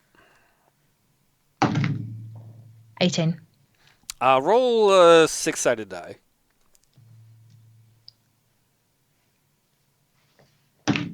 4. All right, so it does some damage. Like the water gets in there, some of the gears start to slip. Some of them start to grind because of that. It's still going, but it's slowing down. Parts of its body, like one of its arms, doesn't work anymore. Its arm that does work, or its leg, it reaches back to try and kick Akela. Ooh, it does kick Akela really hard for 5 points of damage, like right in the wolf ribs. Okay. And then it would be Arya and Akela. Arya is going to do a full-on bow. She's going to jump back and do a bow attack. Are you going to do both at the same time? No. Yeah. Okay. I mean, Then, but probably if you do a dex check, like you're jumping back and then you're shooting the bows, you jump back, right? yeah. Okay, so do a dex check, jumping back off the thing, which seems pretty cool, and then trying to shoot it right into its gears. Natural 20. It's a perfect jump. You can land however you want, and then you're still going to have to make an attack roll, though. Yeah. So if you wanted to do a flip as you jump back and shot in the air or whatever. 17 while doing a somersault in the air. That is a hit.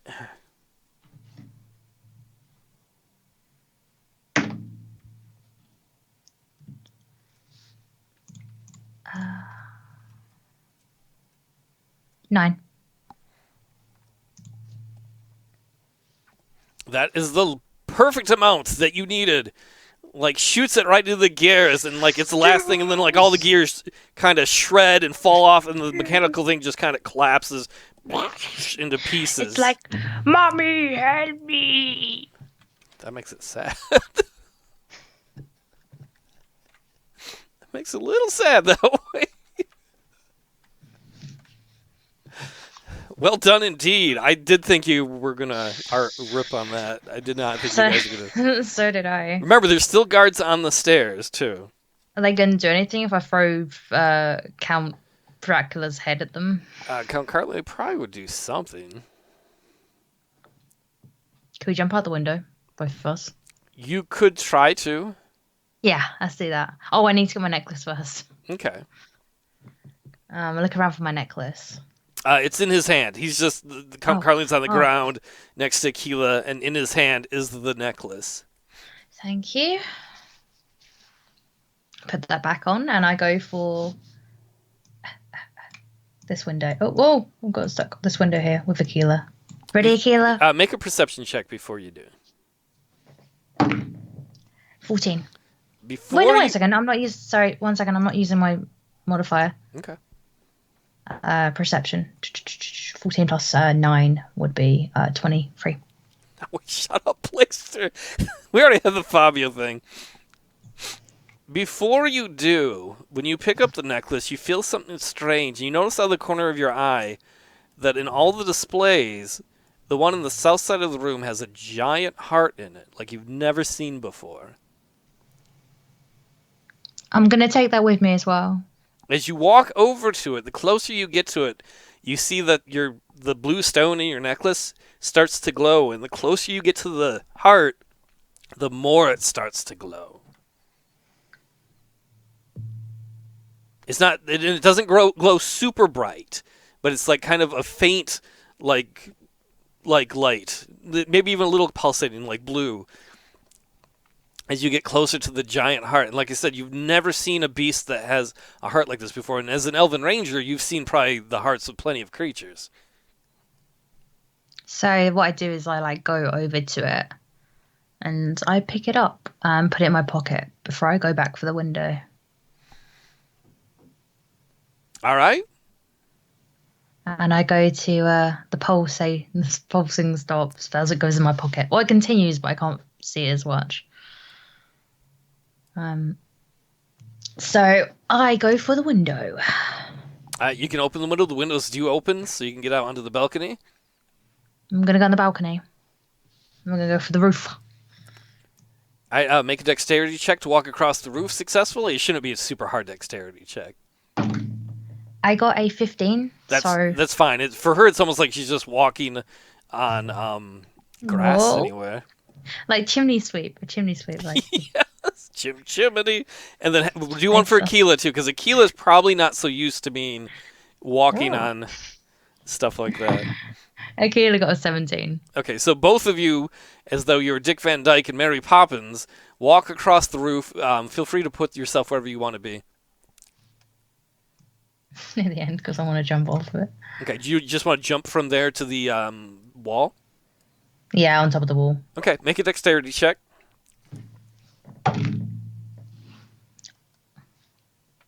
Is that natural 20? No, it's 19. Oh, okay. Almost there. You jump onto the wall, and then because it's such a good roll, you do a backflip off the wall and land it perfectly on the other side of the wall. Go like that. And then you wait to see what Akela does.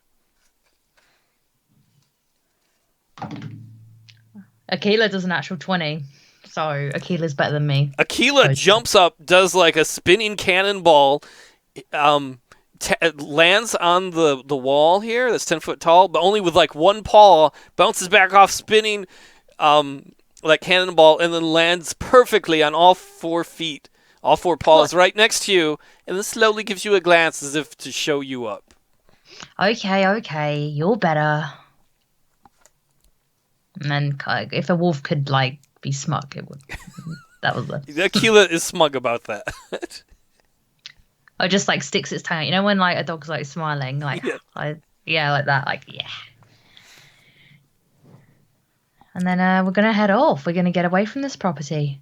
With that, then I guess the last thing our camera would see is we'd see Akela and Arya walk, kind of out of shot towards the forest. Maybe a very light blue glow on her necklace as they walk out, and the camera fades to black. So that's it, everybody. I would like to thank you all for watching, whether you watched it on Twitch or it should be on YouTube at some point. If you watched it there, you know that. Thank you, Lauren, for playing. I was really scared that I was going to have to kill both the characters here, and this is not what I wanted to do. That was really close, to be fair, that saving throw. Yeah, luckily you got really good rolls on your saving throws, and you had 1 potion left. Before next time we play, you've got to remind me that we've got to get you to a town so you can buy some more potions or something. Yes. Thank you everyone for checking out the game. My name is Indigo Wolfie. No, your name's WolfieeLore. I got to fix that for next time. Sorry. If you guys want to, can I promote? Yeah, you can promote whatever you want in here. If you guys want to check out my Twitch, a lot of you already follow me. There's my Twitch, and I also the same on Twitter and everywhere else. And we'll be doing a lot more of these in the future. Thank you guys for enjoying the darkest game we've probably had of D&D ever. And Fabio will live forever. Loudcoat, does that link actually work? I mean, it probably wouldn't be for the real Fabio. Fabio. Does someone have that channel? Oh, he's live right now playing Valorant. Is it the real Fabio or just someone with the name? Just someone called Fabio and playing Valorant. Go, Fabio, go. I kind of want to go in there and be like, you are glorious. What was the creepiest part of this adventure? I can tell you what the creepiest part was for me, when she cut all the people apart and made a skin costume, and then used that to kind of romance her way around a problem to get the keys. It worked in the end.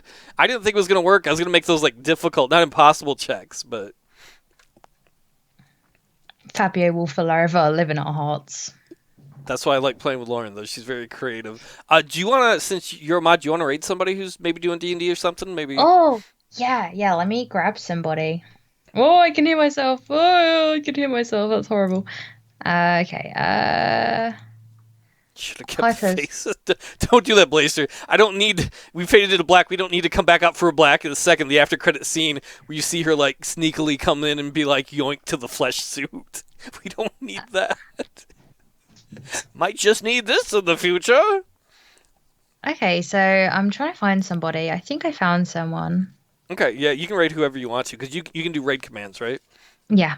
Um, let's raid this guy. He looks like he'd be a barrel of laughs. If you can, please say hi to whoever we're raiding, even if you don't hang out. And hopefully they're cool. Usually Lauren's good at choosing that. And thanks so much for hanging out. It was a lot of fun. You guys are amazing and awesome, and thank you for watching this adventure with us. If you want to raid with us, please do. Please get ready. Just click on raid now, and we're all going to go join that channel right now and do some raiding. Have a good night, everybody, and thank you for watching the stream. We don't need more body mutilation. There you go. It's raiding now, full. Cool. All right, let me close all this down then. And I will meet you. I'm just going to mute it and close it down, okay? I'll leave everything else up. Is that cool? Yeah. Okay. Yeah, I'm just raiding for you.